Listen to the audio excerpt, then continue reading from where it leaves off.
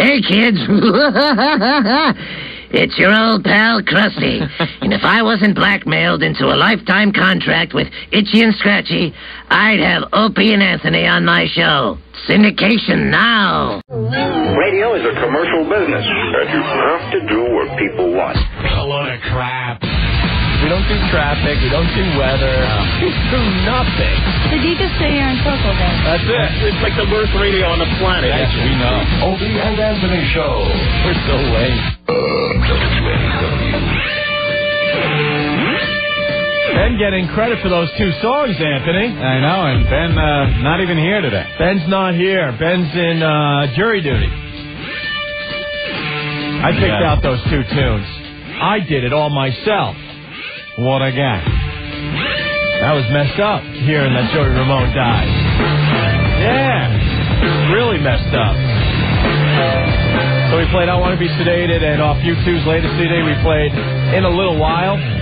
The reason for that, in case you didn't read the paper today, that was the song they played as Joey died in the hospital. Yeah, like right when the song was over, I guess, so was Joey. That was it. Kind of morbid. I don't think that's the song I want to check out to, but okay. All right, what song do you want to check out to? I don't know. I'd have to think about it. Something blasting as you go in a fiery crash into a bridge abutment? Yeah, it would have to be a little louder, sure. Yeah. Well, when you're in the hospital, I guess you always pick those mellow songs. Maybe Rape Me by Nirvana. Oh, I don't think Joey picked it. From what I hear, it was pretty sedated. No pun. And, well, he was. He was very sedated, yeah. All right, well, that's a great way to start the show. Yeah. With a death dedication. Goddamn death dedication. Hi. Mark, what's going on? 212-757-1027, by the way. Mark, what's up? Hey, guys, what's going on? Hey, man. I just wanted to call and say that was good, man, playing that song first. What, I Want to Be Sedated? You got it. We'll play a few more Ramone songs today, I guess. Yeah, man, I tell you, I was laying in bed last night. I had MTV. I was flipping through the channels. I saw that. I said, whoa. I know. I was like, some guy named Jeff died. Yeah. Yeah, Jeff Hyman. Jeff Hyman. Jeff Hyman? I don't know any Jeff Hymans. Joey Ramone's name. Right. Yep. All right, Jeff Mark. Hyman. All right, take it easy, guys. You suck. Thank you. Yep. Let's go to Dylan. Dylan, what's going on? Opie, I got a question for you. Yes. Seeing as, Joey Ramone, died, aren't you, a little bit remorseful for, making him cry? How did I make Joey Ramone cry? When he was at the thing, the dominatrix thing. It's an obscure reference, asshole. Oh, that's right. I forgot about that. The Ron and Fez show that was replayed on a Friday, I believe. And I got one more question. Hello?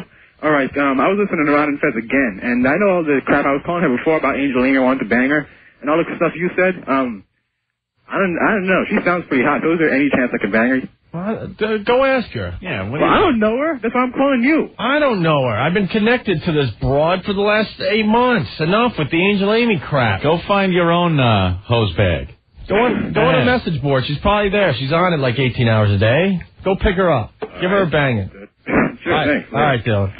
You got some great stalkers, Opie. And you don't? I have one. You got a few. Yeah, well. Oscar, what's going on? Yeah, big props out to Ben, man. That was a fat shout-out. But the Opie curse continues, man. Yo, you mentioned Joey Ramone on Friday, and now he's dead. Cut it out, Opie. Don't mention my name. I'm going to go listen to myself. Bye. All right, bye. Cool. I know that doesn't mean we can do mornings now. Mike, what's going on? Dudes. What's up, Mike? You remember Fast Times at Ridgemont High? Of course. The song he tells them to play when he takes her out on the date? Zeppelin, side B, first song. That song I want to go out to, bro. But that's not what it's not side B. Whatever. And Cashmere. Hey, Opie. Opie, you still biting books, bro? What? What? I'll play with you. I don't even know what you said. If you're going to call up to insult or say something, at least make sure we heard it. Opie, at least I bite that. Do I bite books? Bite books? Is that what he said? That's what I heard. Yeah, I bite books. Whatever that means. You book biter. Sure, why not? I bite books. Opie, that's my book. He felt like he had to say something because the first part of his phone call sucked. Right. Because he didn't know what he was talking about with Fast Times at Ridgemont High. Jackass. Cashmere's not even on that album that Ramone was talking about. Jiminy Cricket. Let's go to Dave. Dave, what's up? I want to talk about Joey because he was really, really nice to me when I was about 12 years old. I went to school with his cousin, his younger cousin, and he invited me over because he knew I was this little punk kid and I liked the Ramones for Passover Seder. So I celebrated a high holy days with the great Joey Ramone. All right. Is that it? That's pretty much it, yeah. But I want to go to the Buckcherry show tonight, too. There's tickets still available. Yeah, but I want to hang out in the skybox and meet the bands with you guys. Do we still have tickets for that? All right, hold on. If we have a pair laying around, we'll give it to you, all right? Yeah, I want to be in the Opie and Anthony skybox. Maybe some XFL cheerleaders can show up. He sounds like a smart ass. Dave, you're being a smart ass? Yeah. I'm no smart ass. I just want to go see the show. I don't think you really want to go. Yeah, because people really want to hang out in that skybox just because it's a cool place to see the show. No, I want free beer. Come on. See, I don't like this guy. I want free beer and I want to meet Buckcherry. Wow, Ant's giving me the thumbs down. I don't like you. You sound like you're ready to be a big smart ass about something. I'm not going to be a smart ass. I promise. No. Just the tone of saying now, we don't know if you're kidding or not. Nope. No, I'm really not kidding, I swear. But it was great when the guy in the Sopranos died on the toilet. I thought that was excellent. Stinky. Right? Last night, you didn't watch the show? Yeah, we did. Stinky. When he died on the toilet. It's an ode to Elvis Presley, you know. Relax. All right. Dave. Yeah. Stinky has some words for you. Stink? Okay. There are no tickets for you. You get nothing. You lose. Good day, sir. And that's because we ran out, if Dave's still listening. John, what's up? Yo, what's up, guys? That clip finally came in handy. I love that Willy Wonka clip. What's up, John? Yo, what's up? Call for PA, guys. Yeah. Hey, aren't you a little upset that Joey Ramone's twin brother didn't die, if you know what I mean? When was Joey? I'm trying to think. Was there another Hyman brother? Yeah, Joey does have a twin, and he's still alive, yes. No, that's unfortunate. Yeah. All right. Thanks, guys. Bye. Let's move on to Liz. Liz, what's going on? How you doing, guys? Good. Saw you at the Dice Clay concert on Saturday. At Westbury Music Fair. Yes. Yes. You were looking very cute, by the way, Opie. Thank you. What was up with the girl in front of you that was taping the show when she got thrown out and spit at you? I didn't think anyone noticed that. I noticed. Only about 1,000 people turned around while that whole thing was going on. I missed this. You were gone. Where'd you go? Ann left early. I had to be somewhere. And he missed the fireworks. Yeah. That was, oh, God. That was funnier than the show itself, by the way. I thought Dice was really good. Did you? Yes, I really did. I thought Jim Norton was a lot better. Jim Norton killed. Dice was really good, I'm telling you. That's a good room for him, that in-the-round stuff. I like the old Dice better. That's cool. No, you did a lot of the old... Whatever. I mean, I'm not going to try to convince you. Cool. All right, Liz. All right, thanks. Bye. You didn't like his big superhero outfit when he came out? In that leather jacket and those huge pants? Guy looked like a Gigantor Transformer. I saw the superhero without his cape, and oof. Oh, really? Not a pretty scene. Yeah, he pretty much had an after-hours party in his room after the show. There was like 12 of us. Before the show, I went into his dressing room, and I'm like, hey, yeah, babe, break a leg there, Dice. Have fun, whatever. He's like, I don't know if I could do this. I'm tired. Guy, I think you'll muster up the energy. No, I'm really tired. What are you going to do? Cancel the show? I'm thinking, I don't know. He's always got to be like... It's funny you say that, because I was talking to Norton. We were hanging out at that Club Blue that Kimmi turned us on to in the Garden City Hotel. Big hi to the whole staff there. And Norton and I were hanging, having a couple of drinks before we went upstairs to this like after-hours party. Yeah. And he was telling me the exact same thing. Every show, maybe we could get Norton on the phone. Every show, Dice has something going on. What? Jesse, what were you just doing? You were just goofing on Opie, weren't you? Why are you goofing on me? You were saying, it was an after-hours party, Garden City Hotel, so he does this. He does like this move, like he swings his head back and forth and starts snapping his fingers like, hey, look who I am. Justin, do you really want to go? No, I don't. He saw him do it. I figured, let me throw a match onto this can of gasoline. You want to compare coolness? Why? What are you going to say? Nothing. I'm not even going to play. He was razzing it. No, I wish I could go to an after-hours party. I'll work on the list, but maybe someone will invite you. Whoa. Anyway. If we could get Norton on the phone, yeah, he says the same thing. Before every show, Dice has some problem. Whether it's like he's His back hurts. His neck hurts. Yeah, he's always got something happening. Some kind of anxiety. I'm dying over here. And then they announce him, and then he's fine. He comes out. You see him walking down like he was Muhammad Ali, making his way to the ring? Yeah, I know. He's a lot bigger than he used to be. just pointing out. Well, his leather coats are huge. Yeah, his jacket's big. It's huge. He's got all the studs on it. Walks down and just goes off. More rank and disgusting than I think he even was back in the day. You know what I mean? Like there's old couples there. Which you realize Dice came out, 85? Somewhere around there. So there are people they're old people that were into Dice back then that go to his shows now. Right. So you're seeing a guy there, he's in his mid-50s, even 60.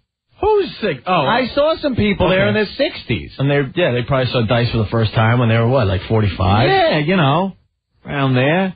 And he just starts, hey, how is her? So you bang that? And it's oh my God, he's ragging on old people. But I heard more actions in the stands. Yeah, where's Rick? After I left. Should we tell the story that about 500 people saw? Minimum? Our whole section, our whole piece of the pie of the round saw this. Well, you could. I'm so distracted by this douchebag. What happened now? Dude, you're not making friends. You know that, right? Yeah, so I've realized. Just leave so we can do our show. Whatever stupid thing you're doing, do it outside. Wow. So distracted. Bye. I need to lie this on top of it. You can tell me what's cool. He's snapping his fingers because I went to an after hours party, Rick. Are you serious? Yeah. What a tool. Just drives me nuts. I wish Ben was here. Ben would lose it on him right now for me. So I don't look like the dick. Okay, terrific. Which I'm sure I look like now, but whatever.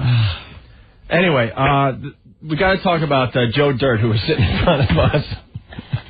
This woman was the most annoying person. So you can in the start audience. the story, and then I'll tell you what happened after you left, Anthony. Yeah, it got really good. I was there, and about a row in front of you guys.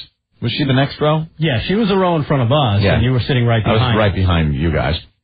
And first thing, she's taking pictures, and she's standing up during Norton, even. Right. And people behind her are annoyed. It's Westbury. Sit your ass down. No one stands up during the show at Westbury. No one made it worse. She was completely hammered. Yeah. If it was like a fan and they're trying to get pictures and stuff, you give them the slack. Like, okay, whatever. They're excited to be there. It's cool, Picture this like skinny, ridden hard and put up wet blonde that's got like she's really weathered and old. Like, and just heavy duty pop marks all over her face. And she's just like, got the raspy voice. And her hair, get this. She had this bleached, like straw hair, because it had been, like, bleached so badly over the years, in an attempt to look younger, I guess. And it was cut in, I swear to you, exactly like the Joe Dirt mullet. Exactly. It looked like clown hair. Yeah. Yeah, it was, like, fake. It was crispy. I don't know. Joe Dirt hairdo to a T. And she's standing up, taking pictures. And she's got one of these digital cameras that have the little screen on the back so you can see what picture you're taking. So I'm looking. She can get the same picture sitting in her seat as she can standing up. Because there's no one in front of you at Westbury. See, you just take the picture. And she's standing up. So that was annoying enough. Then Dice comes on. Now she reaches uber annoying. She's standing up. She's taking pictures. And she's yelling to Dice. Andrew! Andrew! Andrew, turn around, Andrew! And Dice at one point just, shut up, you bitch! And the whole place went nuts. Yeah, because she was just an annoying, disgusting piece of crap. She bothered probably half of the audience there. Yeah. Easily. And then she gets out of her seat and goes all the way down the front row to get more pictures. And then the security guards go down to get her, because she's standing up from, like, the front row, now blocking a whole nother section. And the security guards have to get her out of there, and she's just like, she's ignoring them, and she won't go back to her seat. So they finally get her back to her seat. And now she's cursing the security guards up and down, up and down, up and down, and now continues to take more pictures. This is after you left, Anthony. Just a bitch. The whole section was just so annoyed, and she was screaming once again, Andrew, turn around, Andrew, turn around. And she's saying like a line. She thinks she's funny. You know, like Dice will say, yeah, so this chick is sucking my... And she's like, yeah, suck it. What? Shut up. Right. And pay to see Joe Dirt tell the jokes. So then a couple guys sitting to Rick's right. Yeah, there were four guys. This is how it started, right? Yeah. The four guys, and they were really nice and polite. They weren't even trying to cause trouble. They asked her to shut up, basically. Right. They said, please be quiet. Or They didn't even do that. You know, she kept looking back. She kept looking around like, oh, did you hear what he said? He told me to shut up. For 5 minutes, she was on Dice told me to shut up to the guy sitting next to her who she was with. Right, but then the guys to your right said something like... they just went, shh. Right. And all of a sudden... That's right, it was the shit. So all of a sudden, Joe Dirt keeps turning to her husband or boyfriend that was pretty pathetic, would not talk up whatsoever. This girl, runs the family easily. She wears the pants in this... this poor guy. Yeah. He's just a dopey ass who's sitting there totally emasculated by this piece of crap, annoying Joe Dirt. Right, so the guys to your right go, shh, because they want to hear the rest of the show, right? Dice's butt is facing us, and she wants, him to turn around so she can get the fine face shot of Dice, okay? Right. And so the guys go, shh. So now, like you said, for 10 straight minutes, at least, over and over again, to the guy she's sitting with, she's like, you hear that? You hear that? They said, shh, because they're a bunch of faggots. They just want to look at Andrew Dice Clay's a-hole. Bunch of faggots, I tell you. Shh. You hear over and over and over and over again. And then she's a bunch of faggots sitting right behind me. They want to just see Dice's a-hole, his butt. Right, and now she's turning it up a level. Because now, doing all that stuff. I was surprised it was a faggot. Yeah, I'm surprised they didn't take a swipe at it. Yeah, because it was brutal. I mean, over and over again. She wouldn't stop. And then she turns like, you guys are a bunch of faggots. You just want to see Dice's a-hole. Yeah. Faggots. I'm like, holy. So I finally had it. And I'm sitting right behind Rick and Linda. Right. I mean, right behind Rick's wife. And I just go as loud as I could to get her attention. I go, how many times are you going to say that? Oh, no. Because she at least said it. Seriously, how many times did she say, Rick? It was 10 minutes. It was 100 times. And over and over. Oh, my God. Without exaggerating, it had to be 20 times, over and over again. Over and over and over. So then she turns around and thinks that Rick's wife said, how many times are you going to say that? And goes, did you say it in your Boston radio voice, though? No. Turns around to Rick's wife and goes, do you have a problem, sister? Sister. Which is lingo, I guess the hottest lingo in the trailer park community. Oh, yeah. Sister. If you're in the trailer park, hey, sister. Do you have a problem, sister? I cannot tell you how many times this weekend I remembered that line in my head and just started laughing out loud to myself because it was so funny. Do you have a problem, sister? Sister. So Linda's annoyed, just as annoyed as everybody. Everybody around. And she just goes, as a matter of fact, yes, I do. Uh-oh, now it's percolating. Now let's look who's involved. The faggots. Right. The Joe Dirt. Mm-hmm. Opie. And Linda are now involved in this little thing that's going on. Plus, at least 100 people behind us. No, but I mean now they're involved. Yeah. Now you're involved. You've communicated. You've made contact. Now she stands up and is now in Rick's wife's face. So she stood up. Oh, yeah, and turned right around. You got a problem, sister? Like she wants to go. She wants to throw. Right. Sit down, twat. She wants to throw. And so Rick's wife said yes. As a matter of fact, I do, whatever. God, I wish I was there. Yeah, I wish you were there, too. Son of a bitch. I'm laughing so hard because the whole scene is so surreal. Then Rick turns to... I get up into her face and go, best line ever. And I say, yo, shut the F up and sit down, Joe Dirt. I called her Joe Dirt to her face. Nice. I called her Joe Dirt to her face. Because that's what everyone was saying. Like, you heard the mumbling and stuff. It's like, Joe Dirt had her, Joe Dirt. She had a mullet. At this point, I forgot his name. He's a great security guard at Westbury Music Fair. I look up. He could see there's some kind of commotion. Something happening. And he gives me the look like, are you guys okay? And I just went like this, Ant. Uh-oh. You shake the head like, here's a problem. Here's a problem. Security guards from all directions come down to Joe Dirt. Now they're trying to get her out of her seat and get her out of the place, or at least to try to calm her down. At this point, I don't think they were throwing her out. They just wanted her to calm down. Did you see the security had to deal with her earlier when she got up, got in the aisle, went stage side, and started snapping pictures. And I saw a happy face over to my left because any movement near the stage, happy face just goes up and looks at it. Right. And I saw him get up. He's a trained killer, you know. I know. And I was hoping he would come over. And he had security take her away. So this time now, security starts wrestling her out of her seat. Wrestling.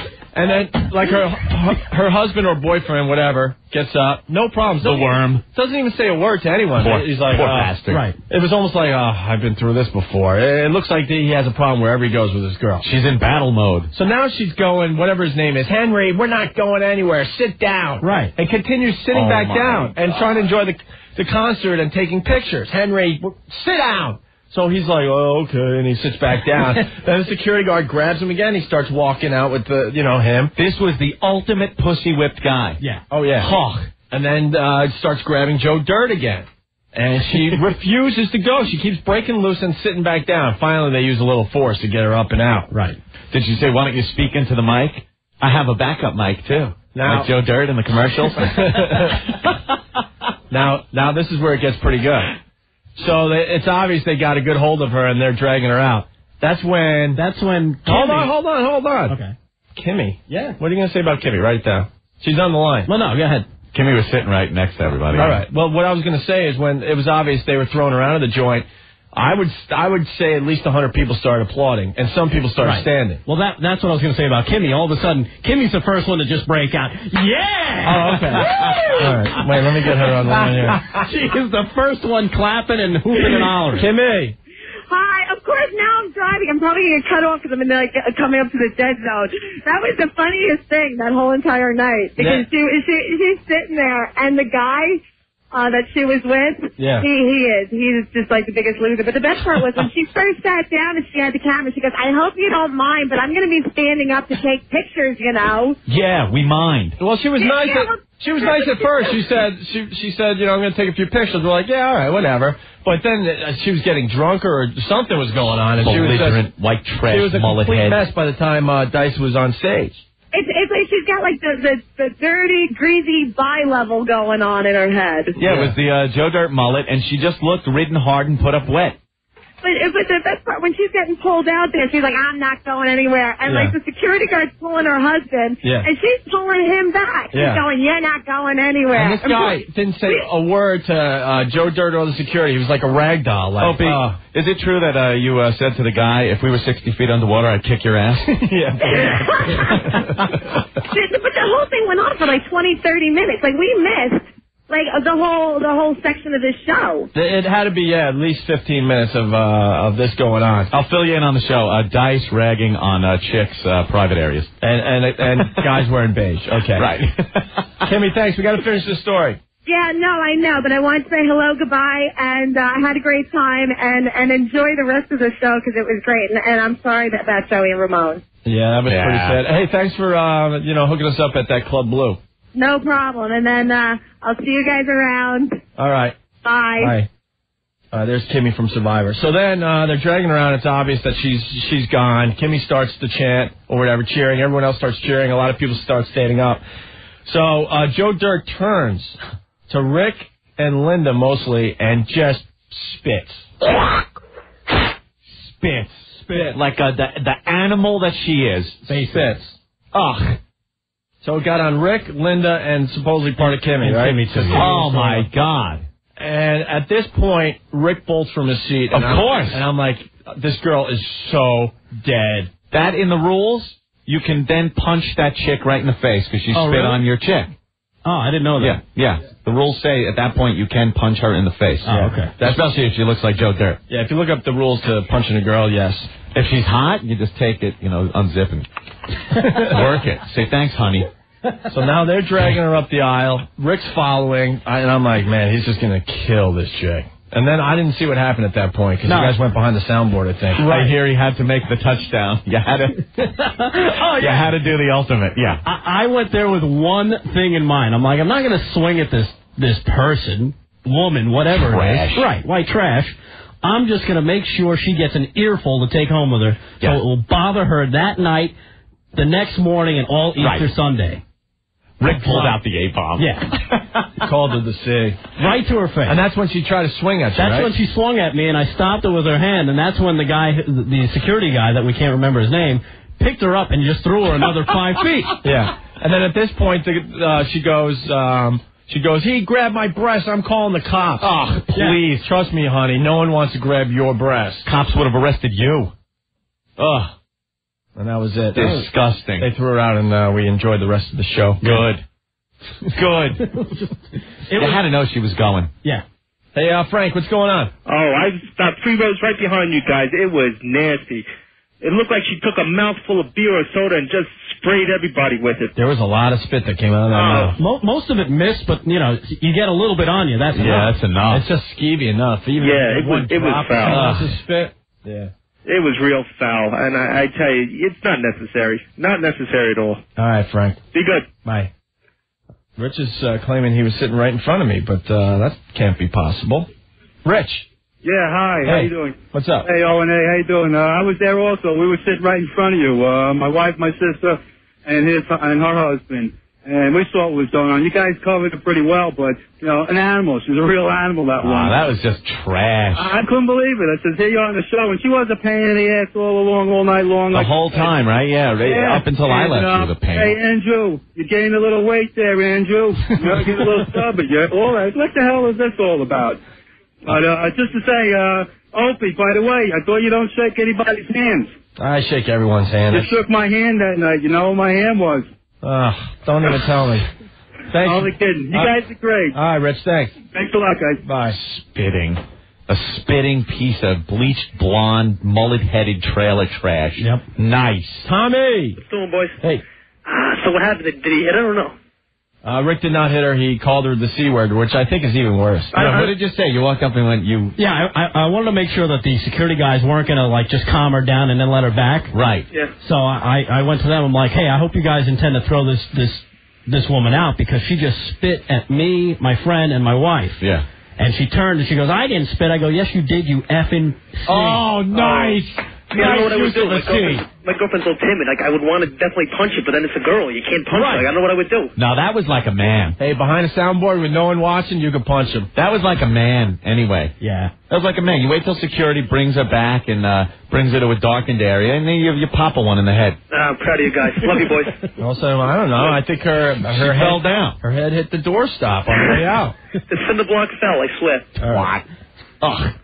She was disgusting. Now all the Joe Dirt stories are coming in from the show. Chuck, what's going on? Hey, Owen. Hey. My wife, I sent out for a beer during the show, and comes back with his puss on her face, wearing beer. She almost kicked Joe Dirt's A. Really? Yeah, she knocked into her. She said she was wasted. Yeah, she was all drunk and disgusting. Yeah. Really nasty, man. Really nasty. Yeah. All right, Chuck. All right. Thanks, guys. It was fun, though. And the whole thing about Joe Dirt is that she totally negated the guy who was sitting a row behind you guys. Who was annoying because they were just yapping. Mr. Explain Every Joke guy. Yeah. Like Dice would be telling his jokes, and the guy behind is going, oh, yeah. That's a reference to Elvis, when Elvis died on the crapper. Yeah. I know, buddy. I know. Yeah. I know. Oh, the big T's. Yeah, that chick's got the big T's. And TF. And just blurting stuff out. You're like, shut up. Let Dice do it.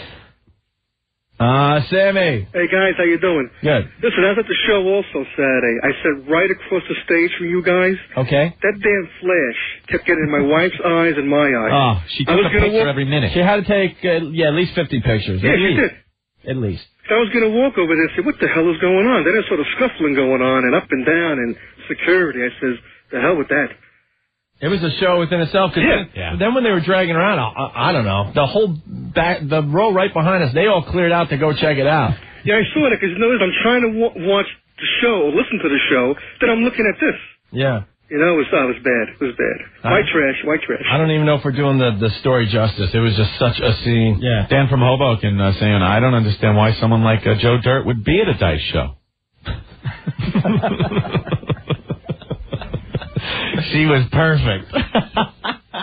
That was Dice's. My God. Dice's people. And she's taking the pictures and just screaming Andrew. And then when Dice told her to shut up and turned away, she's like, yeah, you're gaining a little weight there, aren't you, Dice? Oh, yeah. Like under her breath, she's yelling like they have a relationship. And the worm next to her, how the hell would it be to be that guy? Just shoot yourself, dude. Oof. Shoot yourself. What are you living for? Imagine having to go on with that. And you didn't stand up to those sons of bitches. I had to do it. You're a pussy. You've always been a pussy. Imagine that, going on to that. Oh, I'm sorry. You know, you started a little. I started. Ah, don't hit me. Yeah, bend over. I'm going to give you 10 more. Yeah, just straps one on and rails him. Spits on him. Spits are putrid Milwaukee's best all over his back. Ugh. Milwaukee. Die. Milwaukee puke breath. Ugh. Old Milwaukee puke breath. Just thinks she's the life of the party. Well, Rick, I must have thought of that line 12 times over the weekend. You have a problem, sister? I think we're going to be hearing that around here a lot. You have a problem, sister. You got a problem, sister? Rick's wife is like the coolest, mellowest person, never speaks up, like just a lady. Yeah. Do you have a problem, sister? And even then, she's sitting there, she's like, yeah, as a matter of fact, I do. Yeah. And I'm looking at Linda like, oh, she's going to get up and she's going to karate chop this chick right in the face. Oh, yeah. Linda takes boxing classes and all that stuff. So Linda's not afraid. Yeah, Linda's a lady, but she'll throw if she has to. Right. That would have been so good if she would have just gotten clocked in the head. Oh, I thought Rick was going to clock her. Because then they all start screaming at me, go stop him. I'm like, it's too late, man. Rick, when Rick's in that mode, you out of control. You just got to let him go. All right, we got to take our break. I just had a call to see. 212-757-1027, just getting started here today. And say it every day. We'll be back. Opie and Anthony. This is Crash and Burn Radio. Enjoy it while it lasts. Screw syndication. Detonation now. Oh, my God. Call the lawyers. Blow me. WNEW. Anthony Worldwide Monkey. Yeah, it's a National Secretaries Week. It's here all next week. Or is that this week? National Secretaries Week is here all next week. Whenever it is. Be ahead of the game and send your secretary, assistant, receptionist, or anyone who helps you do your job a monkeygram today. That's right. Each secretary monkeygram comes with a red ribbon, personal greeting plus Green Mountain chocolate truffles. 1-800-8585-101. That's what you call. Monkeygram believes they're the ultimate gift to send. That's why you can send one starting at only $39.95, costing a lot less than most quality gifts. Worldwide Monkey customizes each and every single monkeygram. They have chimps, soft and cuddly 13-inch black chimpanzees, gibbons, an adorable 13-inch gibbon, white, fluffy, fur tan hands and feet. Ah, that's adorable. Orangutans, 15-inch reddish blonde ape with long arms. Shut up. Big bananas.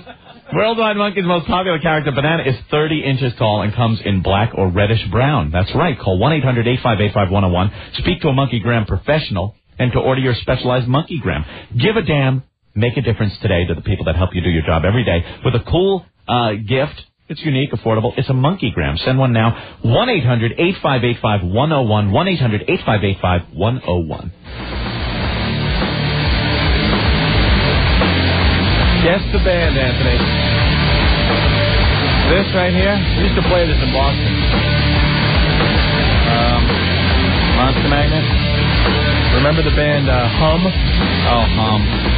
They had that one song about stars, remember? Right. Missed the plane to Mars. Out and there stuff. counting stars. And then we had to find another hit off the album, and we came up with The Pod.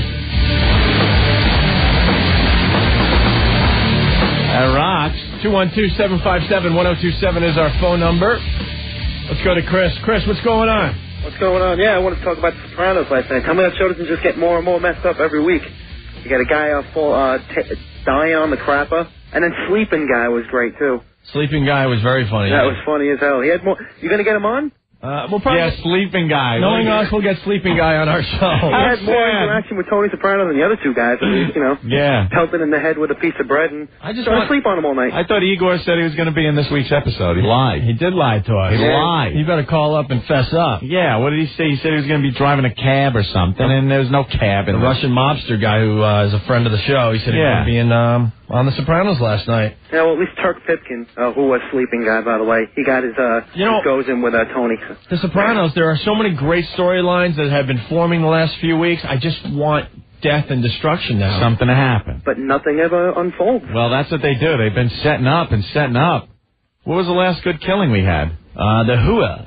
Hua. Tony, she was a Hua. She was a Hua. A Hua. Guido the Killer Pimp. I love Guido. Time of your life, eh, Joel? Risky Business was on like every time I was flipping around over the weekend. And I'm like, it's Guido the Killer Pimp. Sure. Why not? And if you catch Goonies, you'll see him in that too. Right. All right, guys, I'm going to go make some sandwiches now. All right. Sandwiches. I have some turkey sandwiches. Sandwiches. No, the show's really good. A lot of great storylines. But now it's like, okay, let's do something with the storylines. Yeah. You know? I know. Start getting things rolling. Although Meadows turned into quite the little hose bag. That's kind of cool. She likes the X. She tried the X for the first time. Tried the X. And then she was passed out a little too much to have sex. Oh, excuse me, Anthony. It's E. Remember, we were corrected last week. We're not hip.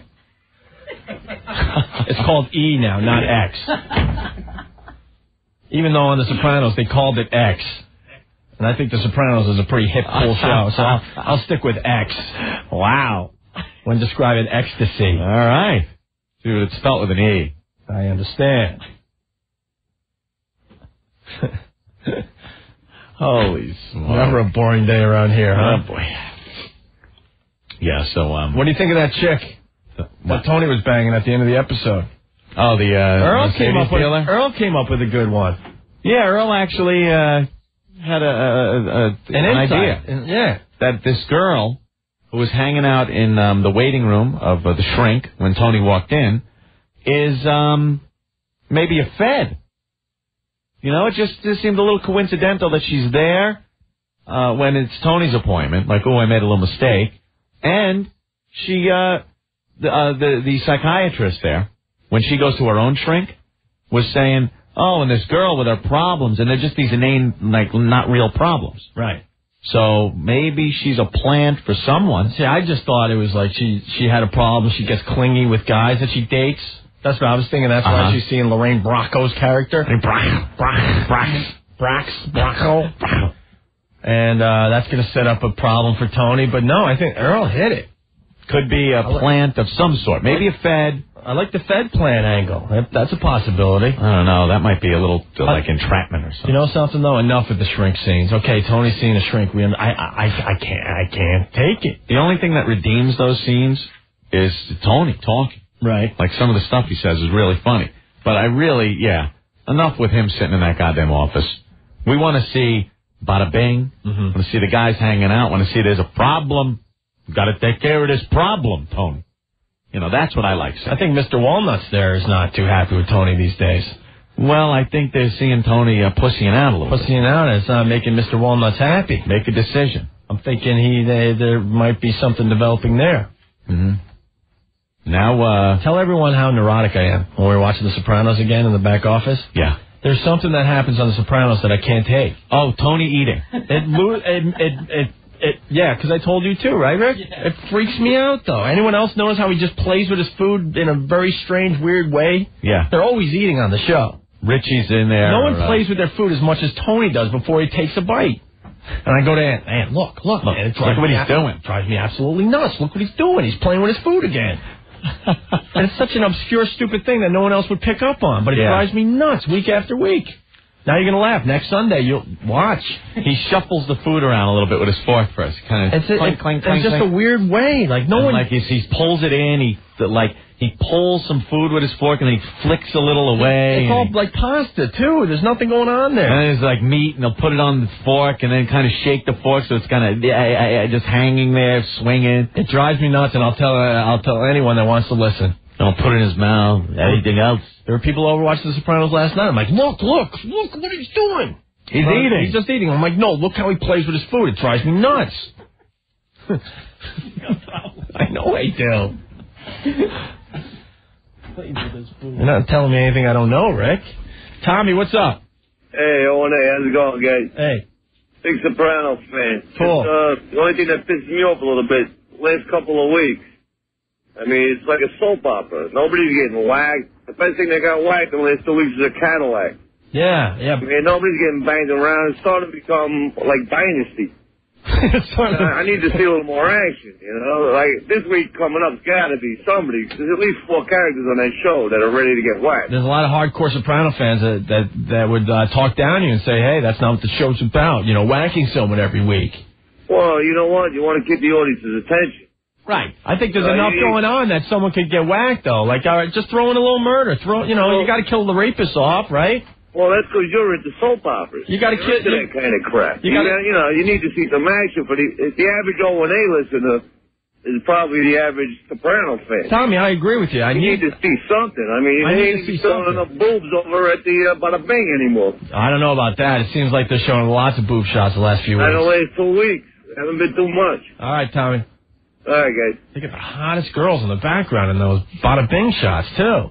Andrew noticed the same thing about the food. I noticed that too, Opie. It's like Tony setting up for a slap shot from the circle, playing with that friggin' pasta. That's a great way. Yeah, that's a great observation. That's good. It just drives me nuts. You'll probably see it this coming Sunday and go, you're stupid. Whatever. They're right. The only people who call it X are old people and narcs. It's called E. Being on E is called rolling. Like, yo, I'm rolling hard.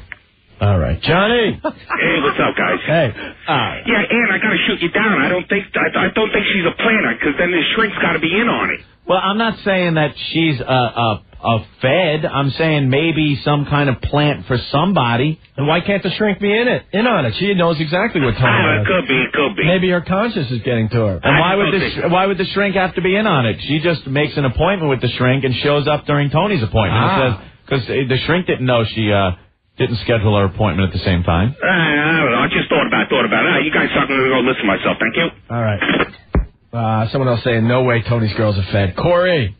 How you doing, guys? Good. Listen, Tony Soprano showed up at the Mercedes-Benz dealership unexpectedly, and she was working. Yeah, that's kind of it's kind of an assumption to make that she would. The feds aren't stupid though. They're like just dangling the bait, knowing he's going to go for it eventually.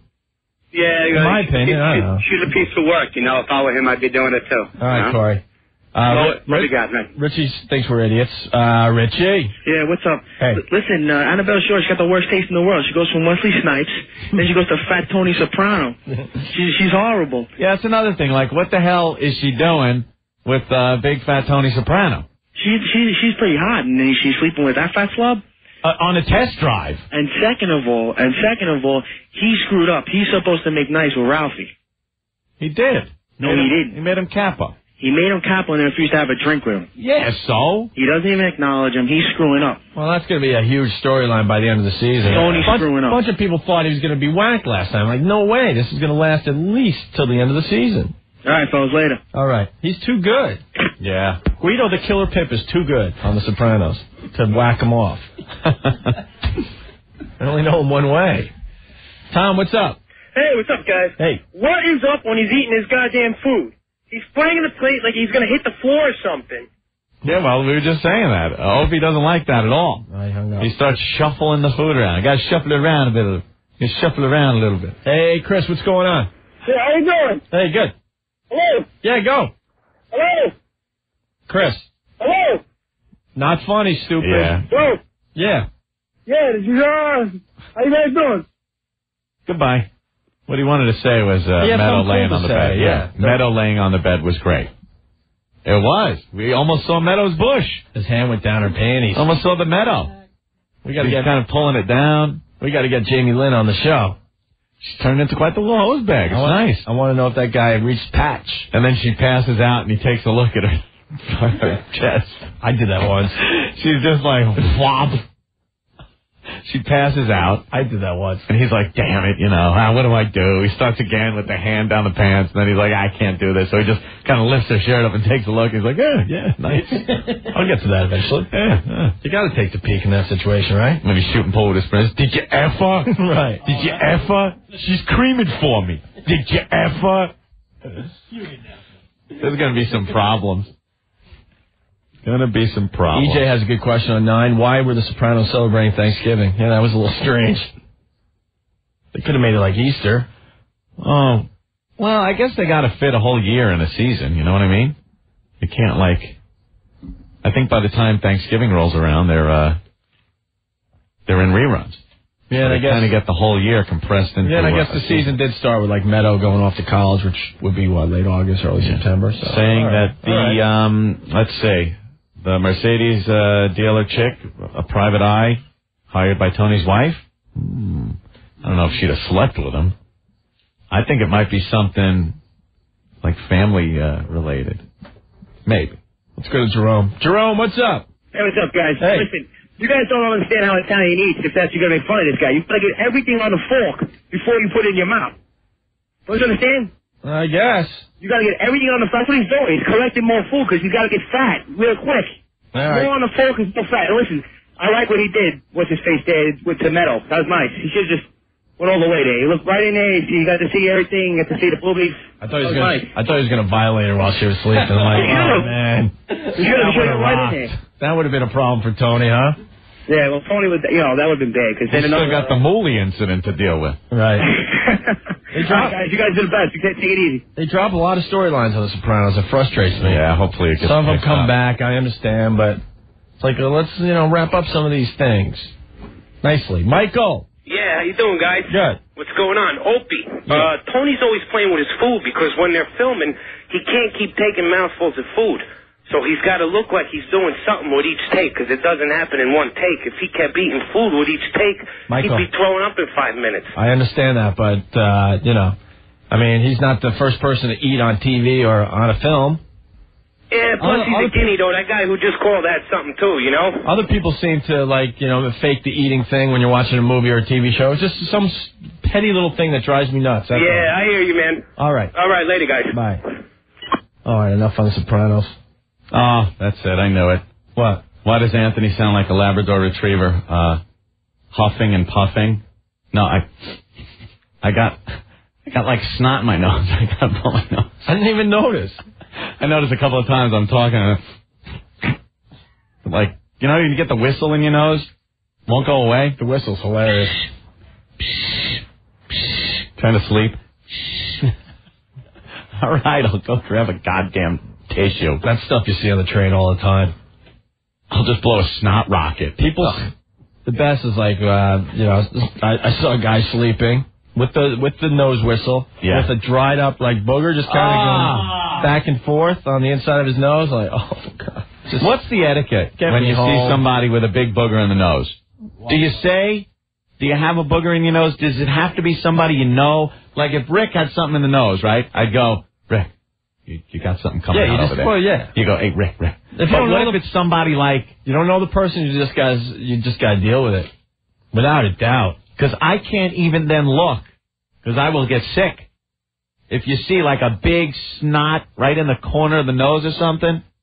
Simple. Someone you just discreetly give them the little signal that something's going on. Yeah, but shouldn't you tell everybody you see that that's going on? You would think. But it's uncomfortable. Just puts you in a weird position. What if, What about a sales guy comes into the office, got something there? Did you say something? What if they have bad breath and they're trying to, tell you about the Sam Adams reads that are coming up? Yeah. Yeah, it's kind of rough. What happened? It's kind of rough. Just an example. I just pulled it out of the sky. Yeah. So how close do they have to be? What if a guest comes in? Well, if they come in here, we do go, hey, what's with the snot, Well, yeah, the rules are different in here, I guess. Yeah. I don't know. All right, we have Abigail here. Yep. She's 17 today? 17, it's her birthday today. It was Saturday. It was on Saturday. Yeah, so she is 17. So what kind of legal situation is she in now? Just oral. Okay, just oral. What? The famous Abigail who used to send us, interesting pictures, and we got a little nervous. Well, because she was 16. She was 16. And they weren't naked pictures. And there's a countdown clock on foundrymusic.com to her 18th birthday. When she's 18, because I know you cannot photograph a nude girl under 18 years of age. Right. Cannot be photographed. But now she's 17. Right. You can be sexually active. Because I guess she wants to be on the lesbian couch on her 18th birthday. That's why we're doing the countdown clock on FoundryMusic.com. What is time, though? Isn't it just a relative thing? I'm working it. What is the one more revolution around the sun? Who cares? I've been to jail once. Don't really feel like going back. You can take the picture. This whole time thing is just a made-up, man-made scale of divvying up eternity. So what is a year? What about those first 9 months, for Christ's sake? Yeah, do you count the first 9 months? I would. Yeah. Hey, retro. That's right. So she is 17 and 9 months old. Yeah. I wonder if that would work in a court of law. Hell no. I wonder if anyone has brought that up before. Oh, yeah. Natalie. Yes. What's up? You're on the radio. Hello. Hi. What do you got? Hello. Natalie. Yeah. What's going on? I'm driving down Route 3. Yep. And I'm topless, and no one has wow stickers. What's going on here? You people. Completely topless. You're too many, yes. You're completely topless. I am. Do you have nice boobies there? Oh, yeah. How big? C's. C's or D's? C's. D's. You don't have the Joe Dirt mullet, do you? No, I don't. Sorry. Right. Do you want to give out your location or no? I am on Route 3, passing exit Route 7. Okay, and you're looking for wow stickers? I'm looking, and there's none here. Natalie, do us a favor. Only flash the guys with the wow stickers. I'm waiting for them. And guys, if you haven't gotten a wow sticker yet, you can make a homemade wow sign on your car. That is okay as well for the ladies, all right? All right. Natalie, call us back if anything happens out there. I will do that. All right. All right. Bye.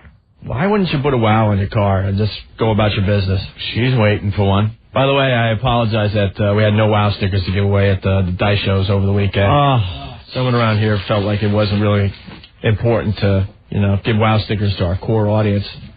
You would think the dice show would have been the premier spot to give out wow stickers. A lot of our audience was at Westbury. None. What? Not even a van out front. Nothing. Again. Where was the van Saturday night? Where was it? I don't know. Parked. In the garage? Parked in the garage. Yes. Well. I went at it with Jeremy today. I'm like, whatever. People are sick of hearing us bitch, but nothing ever changes. It's the basics of radio. You get a van out for dice so you can hand out wow stickers after the show. Right. A bunch of people on Long Island would love to get their wow stickers. Yeah. Never had the time to try to write down the address and send a self-addressed stamped envelope. You have them right outside a show. Boom, there you go. You're all set, ready to go. You're ready for wow season, right? Right. But if you want to send in the self-addressed stamped envelope, see, now it's a hassle. You got to get a pen and a paper or try to remember this while you're driving. It's 888 7th Avenue, New York, 10106. And we'll send out the wow stickers, okay, immediately. Right. 888 7th Avenue, New York, 10106. All right? Yeah. Blow your nose. You want a little dose of honesty? You find it here on the Opie and Anthony Show. You're a couple of idiots. Filthy, disgusting, greasy idiots. 1027 WNEW. Anthony Stacker, to the world's strongest fat burner. I can breathe. They've been with us since the beginning. Yeah, it's officially spring. Yes, it is. So before you peel off the layers of clothes, peel off the fat. That's right, Stacker 2, the world's strongest fat burner. You like the cheeseburgers, chocolate cake, maybe cream cheese on the bagel? If you take Stacker 2, the world's strongest fat burner, you eat what you want, you just eat less, and then you lose weight. Stacker 2, you feel the results 45 minutes, guaranteed. The natural appetite suppressants in Stacker 2 help stop the abnormal cravings. Plus, it gives you the boost of energy you need to get through the workout or your workday or whatever. Stacker 2, twice the strength of the Metaba products out there. And you take one little yellow capsule, not 2 or 3 pressed herbal horse tablets. No. Stacker 2 curbs the appetite, so instead of 2 helpings of something, you just want one. You eat what you want, you just don't eat like a pig. You lose weight. If you want to lose 10 pounds, 100 pounds, whatever, Stacker 2 works. Our listeners have told us again and again, to the point that it's annoying. It works. It's time to get on Stacker 2. Log on, stacker2.com, stacker and the number 2.com, or you can call them up, 1-800-LIGHTLINE, 1-800-LITELINE, or go to GNC, Rite Aid, Eckerd, Genovese, Vitamin Shop, and Vitamin World. Listen to Ron and Fez just before Opie and Anthony. Opie and Anthony. Hi, we're here under your skin, us two a-holes. Hello! 1027 WNEW. Rusty on the instant feedback. Listening to Opie hypothesize on the plot of The Sopranos is like listening to a 3-year-old with Down syndrome reading Einstein.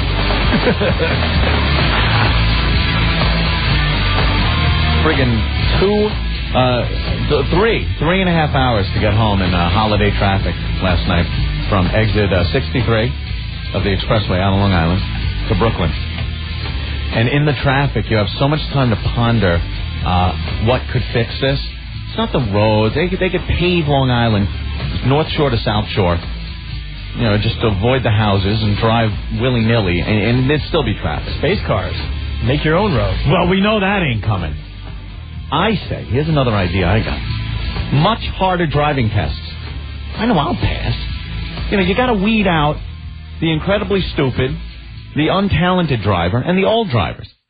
You put in, say, and here's the driving test. Styrofoam trucks.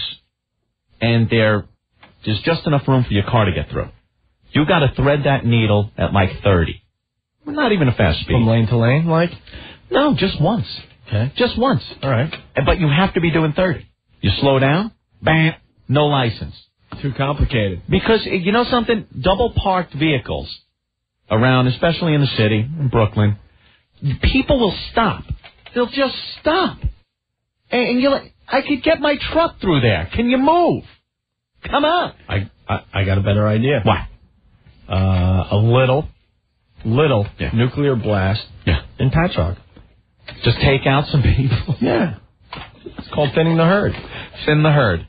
Happens in the Serengeti all the time. They have to thin the herd. Too many gazelles running around. I don't know. You make it a little tougher. We're the only creature on this earth that doesn't thin the herd.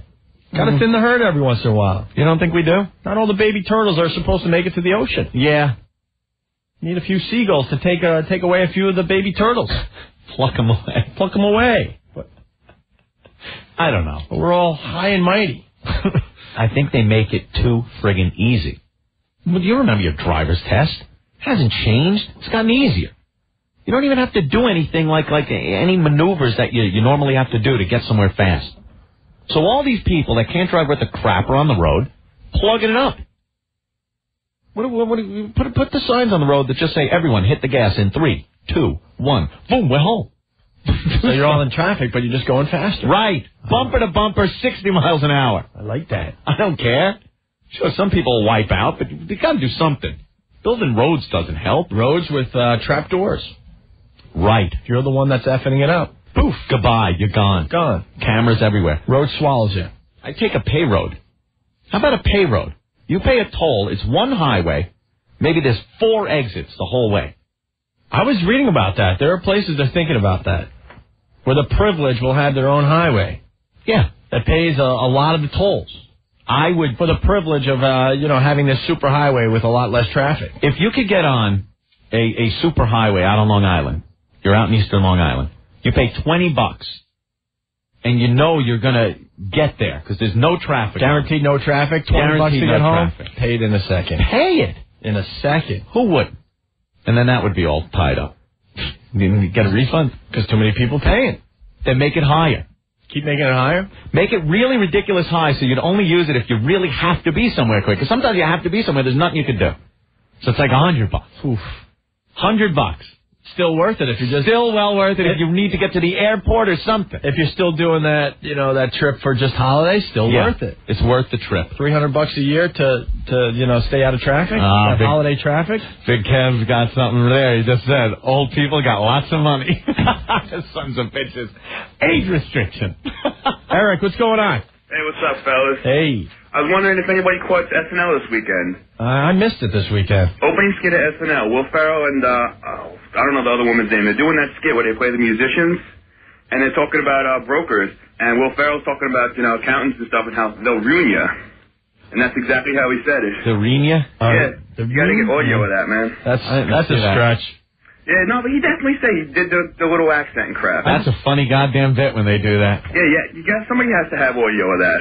I think a couple of weeks ago there was something that a lot of people missed out on. They were doing some Olsen Twins stuff.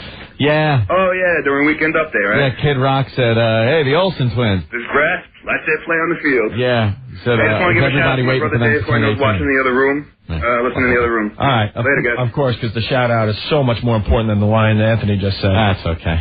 What was the line, Anthony? I was just saying that Kid Rock said, he goes, is everybody in the country waiting for these two to turn 18? Like, oh, yeah, we started that a year and a half ago. I thought it was just this show. Damon, what's going on? Hey, I just wanted to say that our herd definitely is spinning. It's called AIDS and cancer. Yeah, acts of God don't count, though. Yeah. Know what I mean? Yeah. All right. All right. We don't thin our own herd. Not here in this country. I know in other countries they do. You go into Rwanda and watch them hack apart a whole family with a machete. They're thinning the herd, believe me. Pretty violent. They don't care either. That's what the lions are doing to the gazelle, though. They go into a schoolhouse and just start hacking apart the opposition with machetes. Ouch. Jeff, what's going on? Hey, not much. They have the private highway system out there in California. Is it California? Because I was reading an article on this. Yeah, it's in Riverside County and Orange County. It's up and running, this highway, where you pay like a ridiculous fee to use. Actually, it's only like $4 every 12, 15 miles. Oh, that's nothing. It's nothing. It adds up after a while. You guys know the highway system out there, how crowded it is, the traffic. Jeff, I don't know if that's the one. I was reading there's one where the price is going to be really high to keep the people off, and it's going to be, one of these almost superhighways for rich people. Well, that's the new one they're building. And then, the people that don't have as much money, this is going to take care of some of the, the yes, because it'll take the rich people off the road. Well, with the private highways now, it pays for maintenance on the public highways. It's making so much money. Yeah. All right, Jeff. See you. Bye. I'm just saying, if you're in a hurry, like you have to get to the airport, there should be a road you could take that you'll pay the extra cash, but it's clear. I like it. Frog's Neck Bridge went up to $6. Get it? That's just insane. It's well worth it. That's a attractive bridge to drive over. It's insane. I just drive on I wonder every time. I turn around sometimes. Is it going to get to a point like people on Long Island are just not going to be able to leave Long Island because they can't afford to? They had a dream. Until I left Long Island, I didn't realize what a drag it is to drive out to. It's gotten ridiculous. Get on these roads, and I'm just like, and that whole thing. Remember years ago with Shoreham nuclear power plant out there, and they were always trying to say, no, we have an escape plan for Long Island. No, we don't.